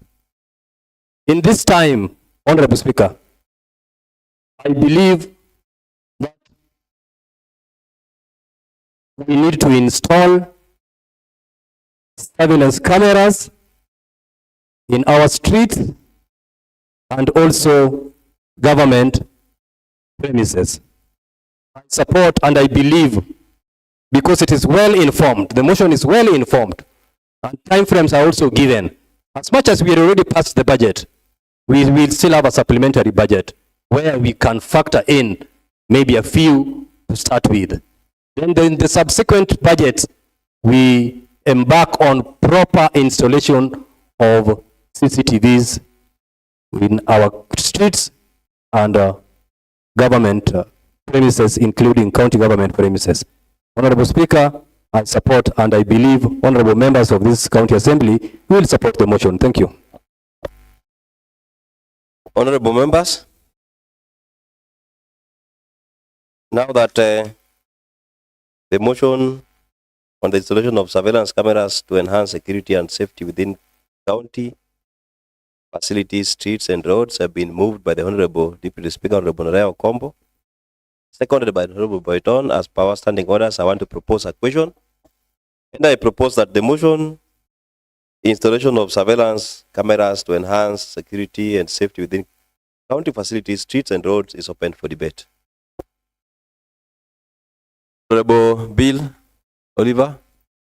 Thank you, Mr. Speaker. Mr. Speaker, I want to thank the honorable member for that motion. Mr. Speaker, we are really ripe as a city to have the surveillance systems installed. Mr. Speaker, I don't want to start by far. Just recently, we lost TVs from this assembly. And there's no record, there's no video, there's nothing to show who was the thief, how did the thief get in, or how, or was there even partnership to get these things out of this honorable house. So I really believe if we do that for Kisumu County, we'll also be helping the police, because every area, every sector should be a brother's keeper. And I believe if we install the surveillance in the city, we are going to save our people, we are going to save lives. Because you heard about the Dimbo team, that whenever there's darkness, at least every week we get reports in the hospitals that either we've lost somebody or somebody is in a critical condition, yet these are some of the areas we will control. Mr. Speaker, if you coming from Nyamasaria, just getting to the city, there's that, I don't know, it's a flyover, that flung over. Just going up, all the lights are not working. There's no surveillance. And whenever we pass by that area, we fear, because a case like, let's say, a lorry, because most lorries taking sugarcane to the factories pass through that road. So let's say there's an emergency there, or even there's a breakdown and you are next there. There's no way you can go, and there's no surveillance there. So I believe this is something as a honorable house we should do as fast as yesterday. And because it is not in the budget, I also support that in the next supplementary budget, let us factor in this so that we make Kisumu a city that is safe, a city that investigations can be done well, and a city that really fits the name Europe. I support.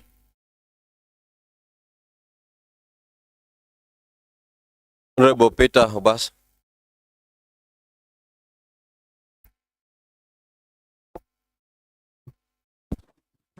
Thank you, Mr. Speaker. Mr. Speaker, let me also rise to support the motion before this House. And Mr. Speaker, this is a well thought idea. And where we are heading as a city, it's time that we install CCTV cameras within the city. We've seen instances where there's been hit and run cars within our streets. No one can trace these cars. Just the other day, there was a lady that was hit by a running vehicle around mega city. And until today, no one has been traced.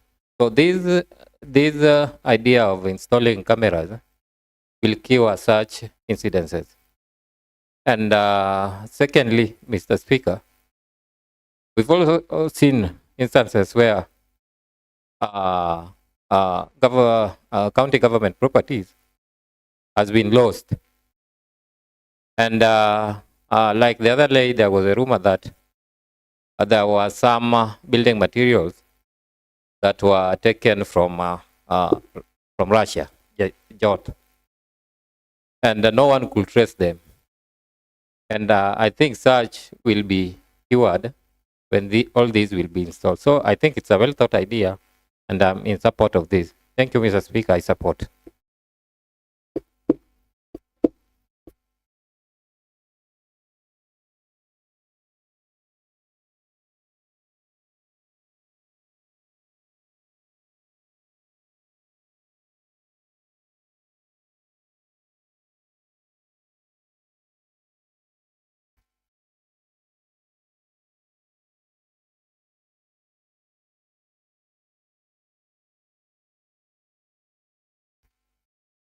Okay. Mr. Speaker, looking at the mood of the House, may I call the mover to reply? Honorable Nerea.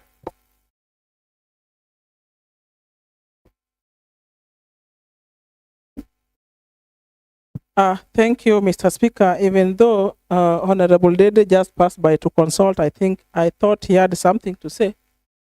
But now that I've been called upon to reply and I've seen him seated, Mr. Speaker, allow me reply. Mr. Speaker, I want to thank the honorable members for accepting to adopt this motion. I want to particularly thank Honorable Billy, who has talked of the efficiency or the effectiveness of surveillance in monitoring critical infrastructure. Mr. Speaker, he's talked of our own chamber, which was raided some times back, and some of our critical communication items stolen. And to date, we have no proper report who the perpetrators were.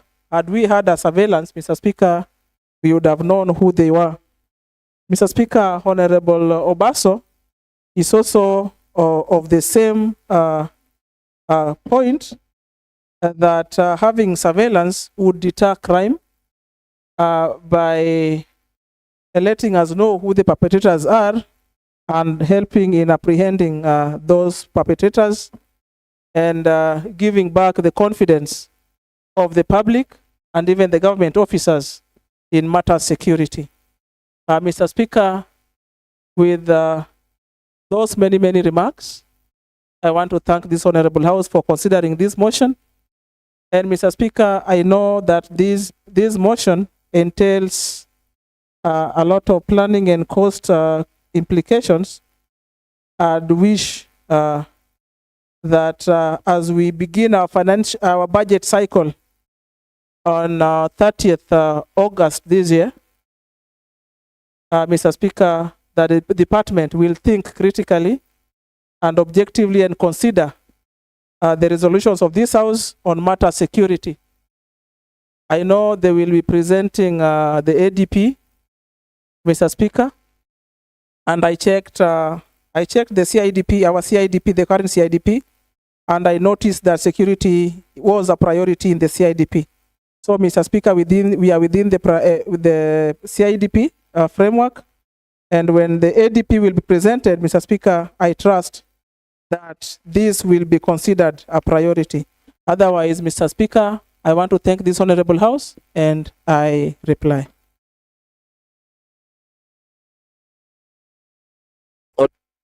Honorable members, the motion approval of the call for installation of surveillance cameras to enhance security within county facilities, streets and roads have been moved, seconded, debated. I want now to put a question as per standing orders. And I put that as many of the opinion that the motion approval of the call for installation of surveillance cameras to enhance security within county facilities, streets and roads be adopted, say aye. As many of the contrary opinion say nay, the ayes have it, and the motion approval of the call for installation of surveillance cameras to enhance security within county facilities, streets and roads have been adopted today, Thursday, the 3rd of July, 2025 at 16:34 hours. And I want to direct that the recommendations to the prayers of the said motion be communicated to the relevant departments for action, and that the committee of implementation follow up on the implementation of the said resolutions. Next order. Order number 9, motion. Adoption of the, adjournment of the County Assembly sittings for recess pursuant to provisions of orders number 26.3 of the Standing Orders and House Resolution of Wednesday, 26th February 2025 until Tuesday, 5th August 2025 at 2:30 p.m. Leader of Majority. Thank you, Honorable Speaker. Honorable Speaker, first I want to acknowledge that there is enough light in this house and I'm able to see and read. Honorable Speaker, I rise to move a motion for adjournment of the County Assembly sittings for short recess pursuant to House Resolution of Wednesday, 26th February 2025 until 5th August 2025 at 2:30 p.m. Mr. Speaker, and honorable members, that acknowledging that at its sittings on Wednesday, 25th February 2025, the House approved the County Assembly annual calendar for 2025 regular session, outlining that a recess was scheduled to commence on Friday, 4th July 2025 and conclude on Monday, 4th August 2025. Further acknowledging the demanding nature of the legislative duties and the need for honorable members to adequately address constituency concerns and engage in community activities, a recess becomes imperative as it offers members the opportunity for in-depth constituency work and overall rejuvenation. Recognizing that Order number 26.3 of the County Assembly Standing Orders provides that on a day when the County Assembly is scheduled to adjourn to a day other than the next normal sitting day in accordance with the County Assembly calendar, a motion of adjournment shall be moved by the leader of the majority party, the leader of the minority party, or another member of the County Assembly Business Committee. Now, therefore, the Assembly, while recognizing the importance of orderly legislative proceedings and the role of this recess in fostering effective representation and legislative performance, prays that the County Assembly do now adjourn until Tuesday, 5th August 2025 at 2:30 p.m. and I call upon the Deputy Speaker to second. Thank you.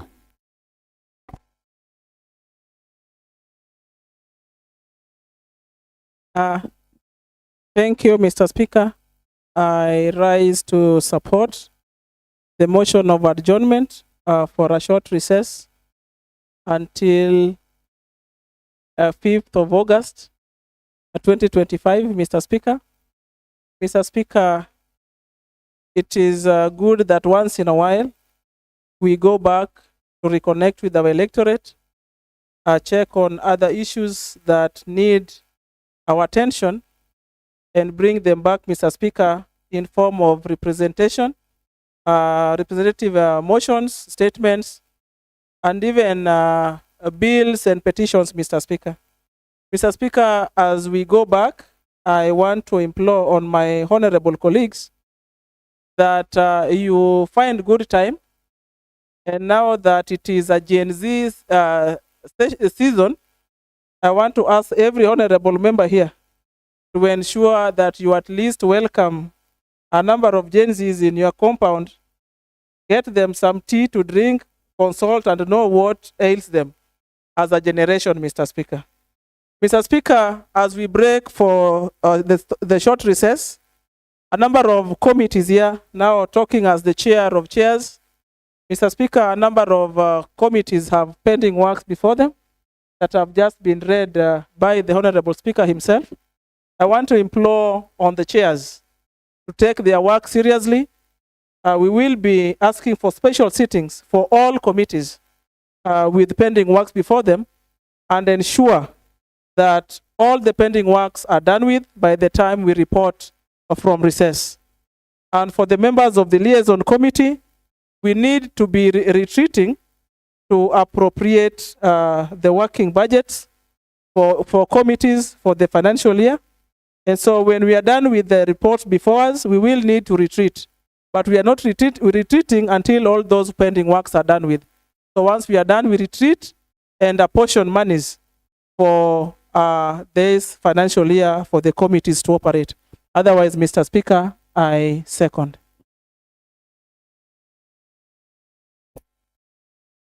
Honorable members, the motion for adjournment of the county assembly sittings for recess pursuant to provisions of standing orders number 26.3 of the standing order and the House resolution of the 26th February 2025, which gave the House calendar, that is until Tuesday 5th August 2025 at 2:30 p.m. have been moved, seconded. I want now to propose a question, and I propose that the adjournment motion is open for debate. Remember, the debate cannot go beyond 3 hours.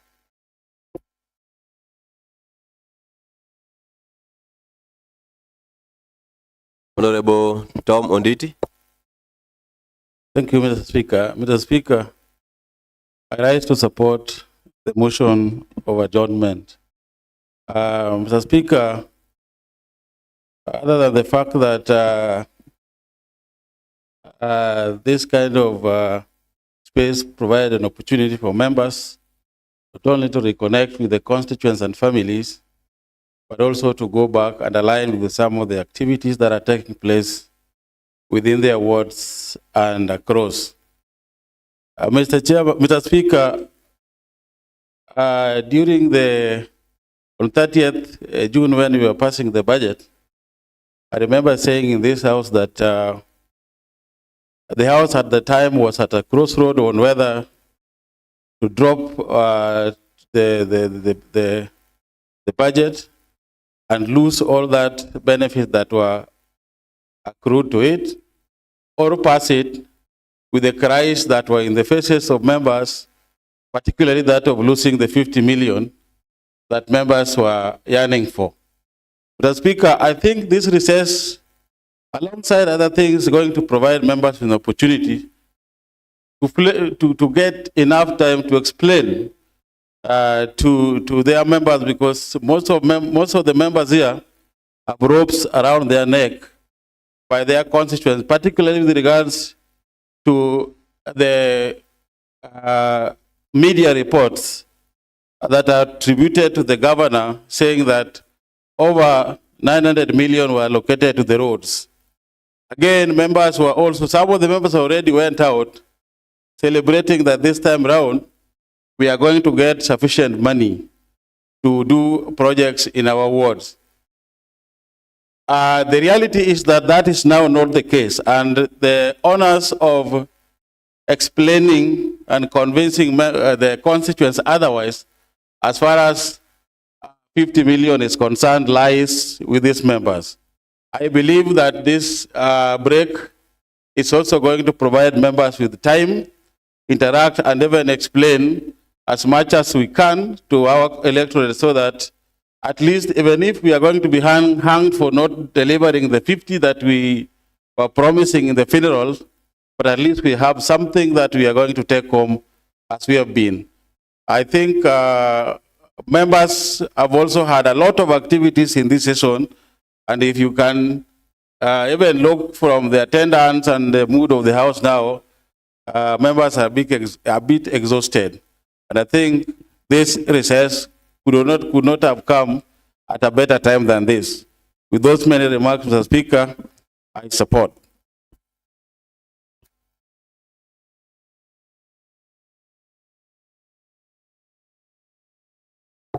Yes, Honorable Calvin. I also agree with Honorable Nditi that a lot has happened in the month of June. We got the opportunity to see Honorable Opio and I. Lucky enough, we succeeded and we went to State House. Immediately after issue of State House, we were struggling with budget.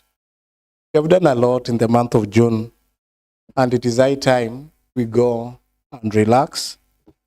As we relax, it means that we have enough time to meet the women group, the youth group, and many other activities within the ward. Mr. Speaker, you are aware that many members here have already started seeing that competitors are coming up with a lot of propaganda and lies. I think with this recess, some of other things we can take advantage of it and tell wananchi the truth of what is happening. The budget, whatever that was taken to the public participation, and the things that might come out might be totally different. I think it is high time we also interact with our electorates. And apart from that, get opportunity to visit some of the projects or even schools to learn and know what electorates feel about our performance. Most of the things being reported sometimes are not accurate, and with that interaction, it will always help. For some of us who are Adventists, I believe that we are starting our camp meetings from this month of July. We can also have advantage of visiting other camp meetings and also praying, thanking God for the far He has brought us. I support the adjournment motion, and I believe that God will take care of all of us and will meet when we are geared and ready to work again. Thank you, Mr. Speaker.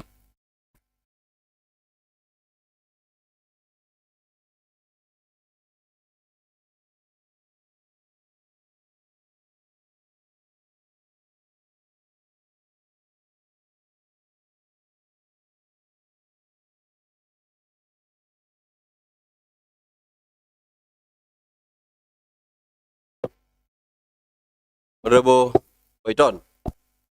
Asante sana Bwana Spika. Bwana Spika, nataka kwanza kushukuru kiranja walio wengi bungeni kwa kuleta mswada kama huu. Muda huu ambao tumechukua Bwana Spika, imekuwa hati. Kazi ambayo tumefanya ni nzito mno. Kwa hiyo tukipata nafasi ya kwenda kujumuika na wapiga kura, naona ya kwamba ni jambo sio la kawaida, lakini jambo ambalo ni lafaa. Ingawaje Bwana Spika, kuna kitu kimoja ambacho pia nataka nieleze. Kutengamana na wapiga kura wetu si kazi rahisi. Kutembea mara kwa mara kwa wanapiga kura wetu si kazi rahisi. Inajulikana vizuri ya kwamba wapiga kura ambao wamefanya tuwe waheshimiwa wakati huu, mara kwa mara tukikutana nao, haja hao ni kwamba sio mambo ya project, sio mambo ya mabadiliko, sio mambo ya kitu gani, lakini ni mambo ya unatuachaje. Hili jambo Bwana Spika inatukera mara kwa mara. Ambapo mimi ningeona ya kwamba tungepata muda zaidi kukaa hapa ni rahisi kukaa kule mashinani. Bwana Spika Bwana Spika, huo ndio ukweli wa mambo. Ukweli usemwe itoke. Huo ndio ukweli wa mambo, ingawaje kalenda imesema ya kwamba tupumzike, hatuna budi tutakwenda kupumzika tu Bwana Spika. Asante sana.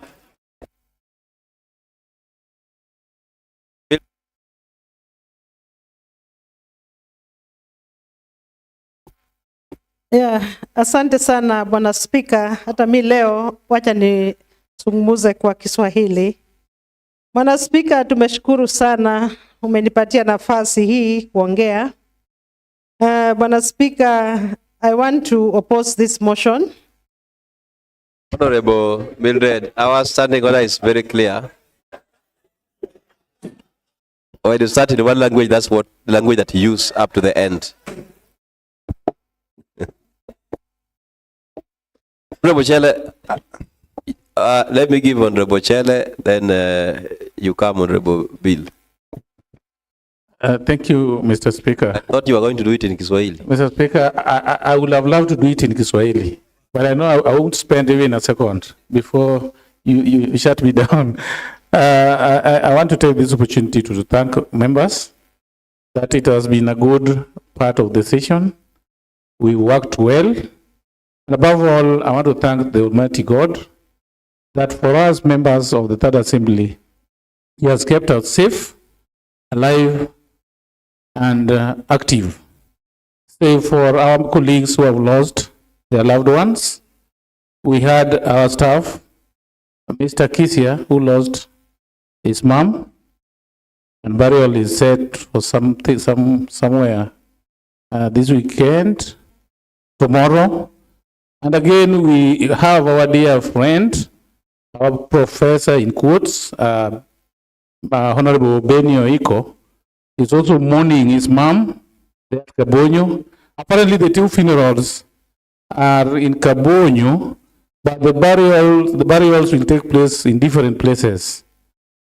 And again, when we were handling the budget in Nairobi, a member of staff lost her dad, Madam Mole Nachaya, that's my in-law from Ahero. So apart from us having been kept safe by the Almighty, we are still grieving because we've lost some of our parents who are so dear to us. And I believe God will condole with them, keep them safe, and give them strength to mourn. Secondly, Mr. Speaker, it has been a long journey coming up with the budget. And Mr. Speaker, apparently, when rumors had it that the governor had accepted to give us 50 million, some members were agitated and went to the ground to ease tension from the demand for roads and started announcing that this time round roads will be done because the governor has given us 50 million. Like my brother, Honorable Nditi, I know it gave you a big mile, but today you must plan how to rescind that pronouncement, because the truth and the reality is now dawning on us that what we could afford is the 20 million. But colleagues, all along since we came to the assembly, we've never been given more than 20. We started with some less than 10, we moved to plus 10 plus something, 20, and now 20. Let's just plan and we pray that our revenue base improves, we collect enough so that this financial year, even as if we are headed towards an electioneering period, if we collect enough, we'll get enough to do something that is tangible in the coming financial year. Mr. Speaker, I want also to thank you. I want also to thank you that the Bible says many were called and few will enter. Numerous weaknesses as human beings, but as a father figure, at times you counsel, at times you advise. May that spirit continue even when we'll be done with the recess. Fourthly, Mr. Speaker, I want to appreciate the fact that the bursary thing can now be discussed. Because I was worried, I couldn't even debate because I was wondering how I'm going to tell our electorates why the bursary for the 2024-25 financial year has not been disbursed. In our area in Nyando, the biggest tool other than the road, the biggest tool is the bursary. And the biggest question, they'll ask you about the road, then they'll make a full stop with the bursary. Now that you made a communication that the executive have gotten some kind of bumps, and the bumps will be corrected legally, I think I'll say that the bursary will come upon this house approving the lifting of that fund from 2024-25 financial year to the current financial year, so that disbursement for bursary, disbursement for scholarships are delivered. I think at least we have something to say which will not turn out to be a lie. It is bad lying if you're not sure of a thing than insisting on or being firm on a position which you know will come to fruition. Otherwise, I thank the leadership, I thank all of us, and I thank the entire people of Kisumu County. Thank you so much, Mr. Speaker. Olive. Asante sana Bwana Spika kwa kunipa fursa hii kuungana na wenzangu wale ambao wana support wanaunga mkono. Bwana Spika, wakati huu wa mapumziko tukienda pale manyumbani, tukirudi katika wadi zetu, ni wakati ambao natumia kueleza wale ambao walitupigia kura, wale ambao walitupa fursa hii kwa hili jumba kwa kufanyia kazi, tuonyeshe zile kazi walitupatia, kazi tatu zote. Kazi la kwanza kupitisha sheria, la pili kuwakilisha hapa ndani, na la tatu la uangalizi. Naenda kuwaambia yale yote tumekuwa tukifanya. Bwana Spika, mimi nafurahi sana kwa sababu nikirudi nyumbani pale naenda kuambia watu wa Kobura yale yote ambayo nimeona kwenye jumba hili, yale yote ambayo wenzangu wamefanya ili tusaidie kaunti hii yetu ambayo tunaipenda iweze kusonga mbele. Bwana Spika, tumefanya mengi sana kama jumba. La kwanza, tumepitisha budget juzi hapa, tumepitisha bills nyingi sana na tumefanya mengi. Sasa nachukua fursa hii kushukuru wenzangu wote ambao wamekuwa wakikuja hapa ili tufanyie watu wa Kisumu kazi, na kila mtu aweze kufurahi anapokuja Kisumu. Nafurahi sana na washukuru wote, na napenda kusema I support.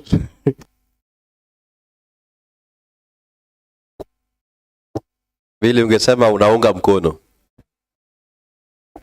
Yes, Honorable Koyo. Asante Bwana Spika.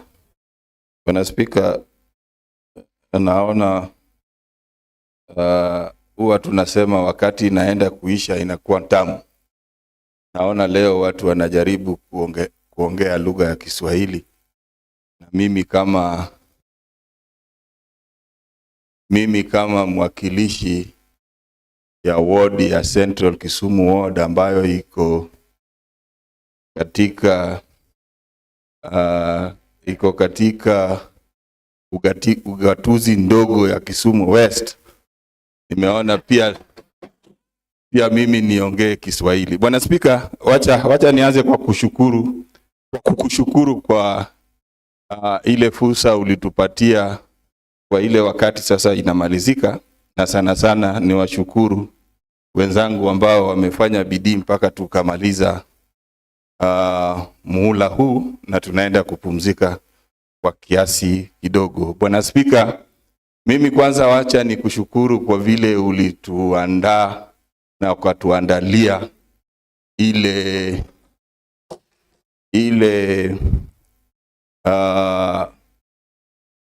safari tulienda kuona bwana rais wa nchi ya Kenya, State House, na naweza sema hiyo safari ama hiyo nafasi ilitupatia muda mzuri sana ya kujua vile State House inakaa. Na bwana Speaker, wacha tu nikuambie ukweli, mimi huwa naona hata tukishapeleka hizo taarifa zetu tulipeleka ili tufanyiwe tuwekewe pesa ili kazi ifanyike, tusirudi tulale.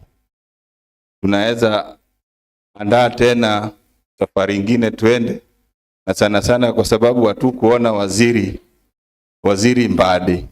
Na unajua waziri Mbadi ndio mwenye pesa. Waziri Mbadi anaweza kuangalia ile mambo yetu tuliweka, na anaweza kuweka kwa ile supplementary ili tuone kama inaweza patikana. Kuna vitu mingi sana bwana Speaker ambayo wewe mwenyewe unajua hatukufaulu kuweka.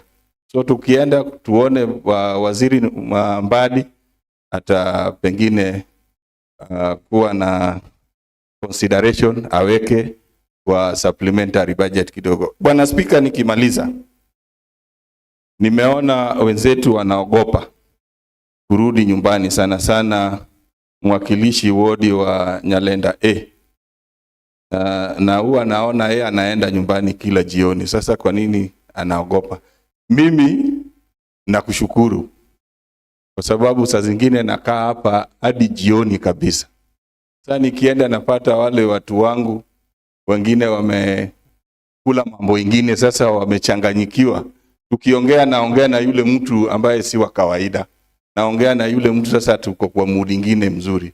So tukianza na yeye asubuhi hadi jioni, at least tutaongea kwa nafasi mzuri sana. Sasa mimi naona umefanya vizuri kwa kupatia hii fursa ya kukaa nyumbani na niende nikae na watu wangu, mama watoto sana sana, na hao wengine pia. Unajua tukiwa hapo nyumbani bwana Speaker, wanakuja tunakaa pamoja, tunaweza hata kupata ka uji, alafu tunakaa vile tunakaa.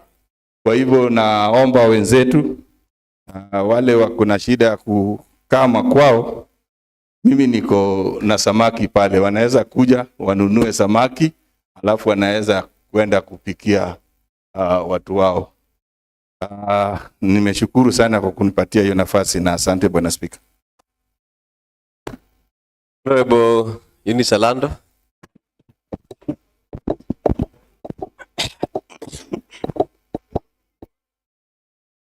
Thank you, Mr. Speaker, for having given me this opportunity. I've also stood to support the motion of adjournment for the retreat of members. It's important that after,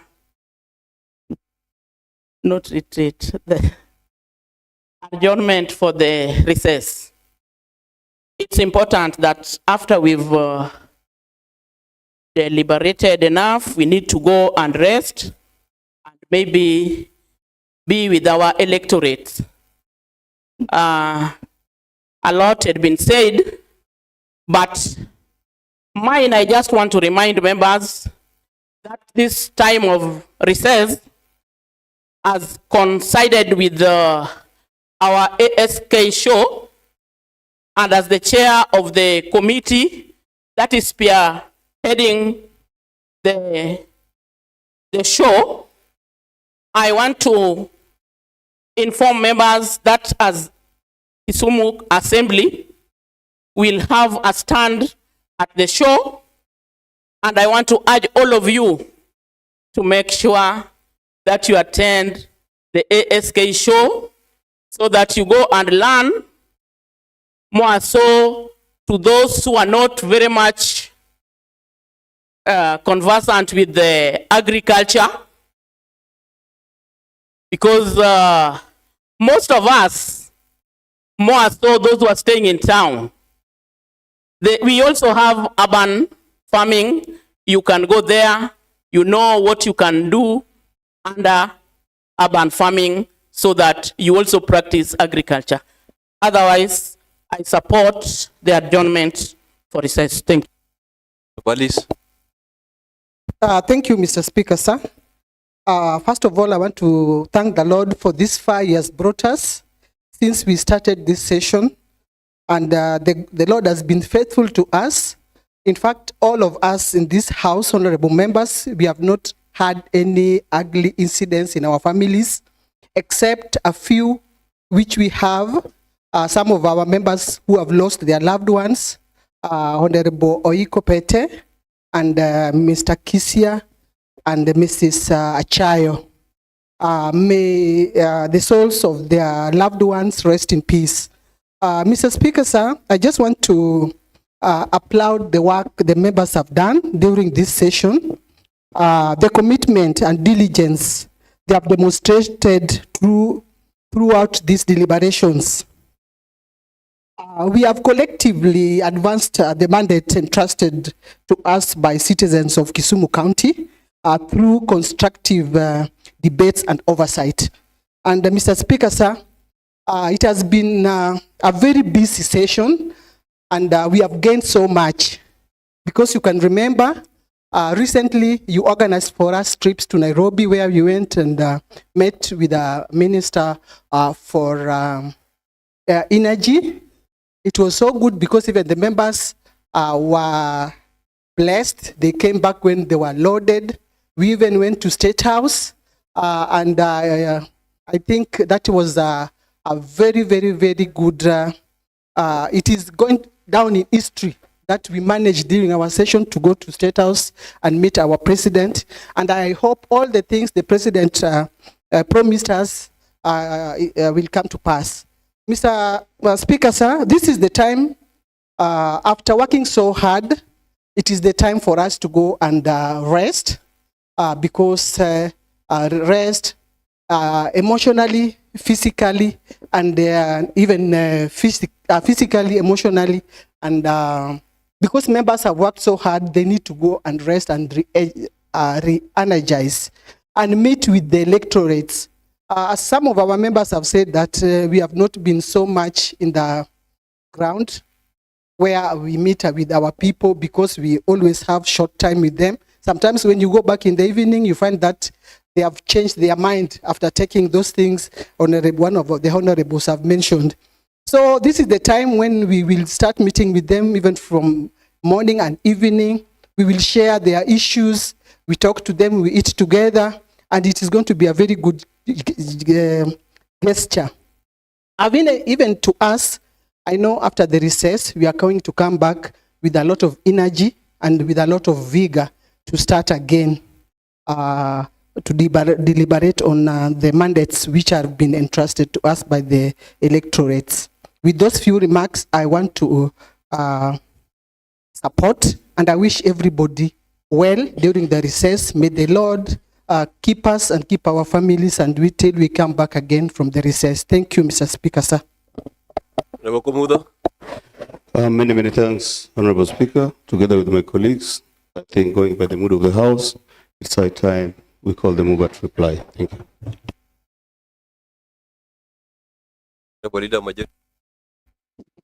Thank you very much, Honorable Speaker. Honorable Speaker, I want to thank members for their contributions.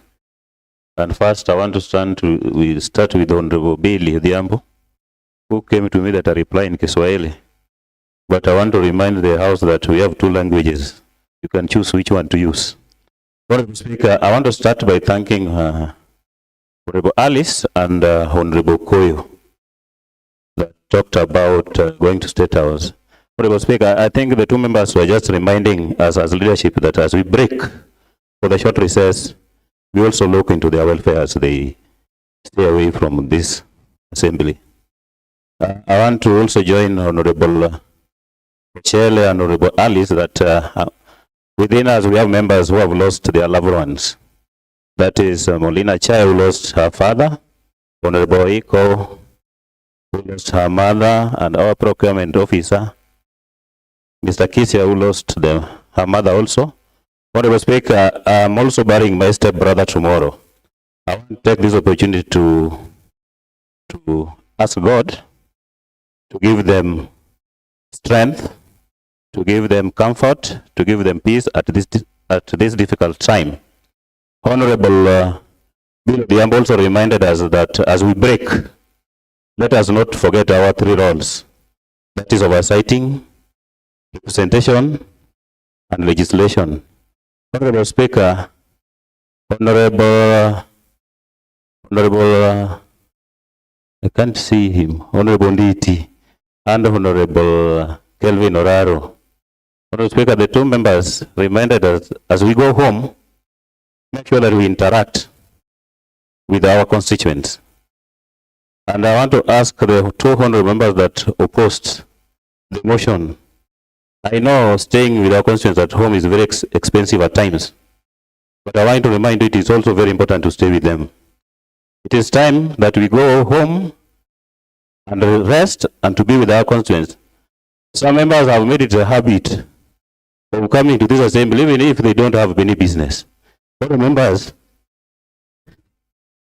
I want to remind you that this is a time for you to interact with the constituents.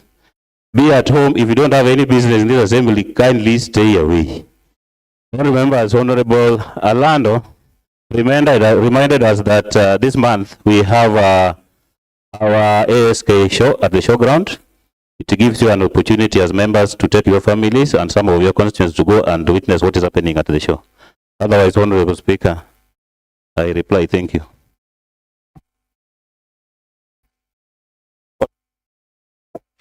Honorable members,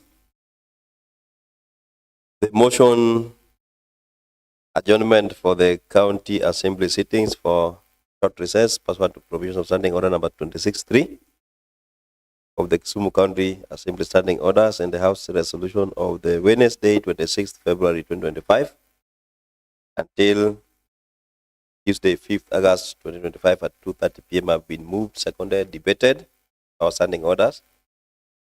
I also want to make some remarks, honorable members.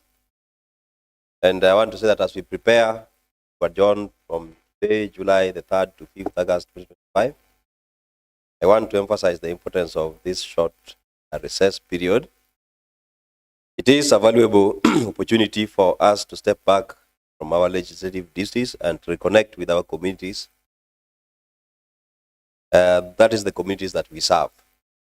I want to encourage each and every member to use this time to visit your wards, engage with the residents, and listen to their concerns, hopes, aspirations.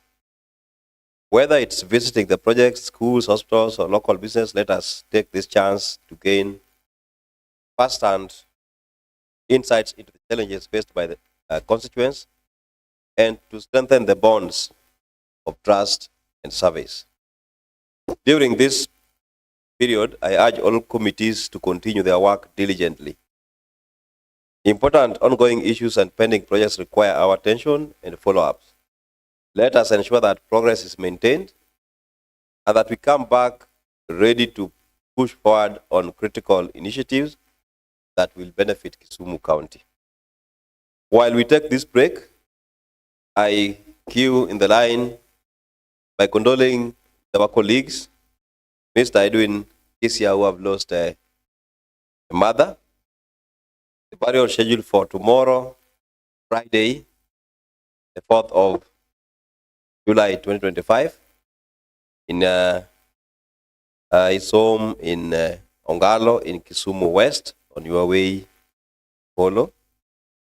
We also condole with our colleague, CPA Mola and Achayo, who lost a father, and the burial is scheduled for 18th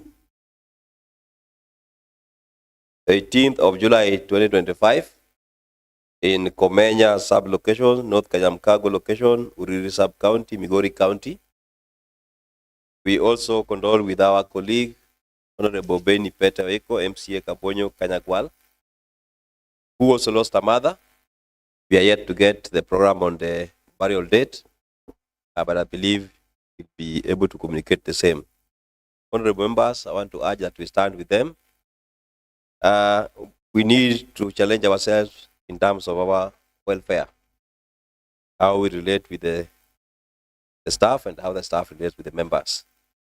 But even at this level, find it worthy to condole with our colleagues. Honorable members, it is also essential that we acknowledge the work we have already accomplished. We have passed vital legislations, debated key issues, and set the foundation. But it's now the responsibility of the executive arm to implement these policies effectively. The most critical one being the budget 2025-2026 that was passed by this House on the 30th of June 2025. We must hold them accountable and remind them of their duties to translate our collective efforts to tangible results. This recess is not just a pause but a moment of reflection, renewal, and strategic planning. It offers us a chance to recharge and return with renewed energy, focus, and determination to serve Kisumu County better. I have full confidence in your dedication and commitment to making a meaningful difference in the lives of the people of Kisumu County. Let us use this time wisely, fostering stronger relationships with our communities and preparing ourselves to return with fresh ideas and renewed vigor. Together, we can continue to work towards the development and prosperity of Kisumu County. I want to thank all of you for your service and dedication, and I want to wish you a productive and fulfilling recess. And I may ask that may we all return ready to serve with eager and with even great purpose and resolve. Honorable members, you may be upstanding. I want to refer ourselves to standing order number 25-3. Sorry, number 26 at 3. I quote, that on a day when the county assembly is scheduled to adjourn to a day other than the next normal sitting day in accordance with the county assembly calendar, the leader of majority party or the leader of the minority party or another member of the county assembly business committee shall move a motion of adjournment which shall be debated for not more than 3 hours, and after which the county assembly shall adjourn without question put. So I'll not put a question, but I'll declare that the House is adjourned until the 5th of August 2025 at 2:30 p.m.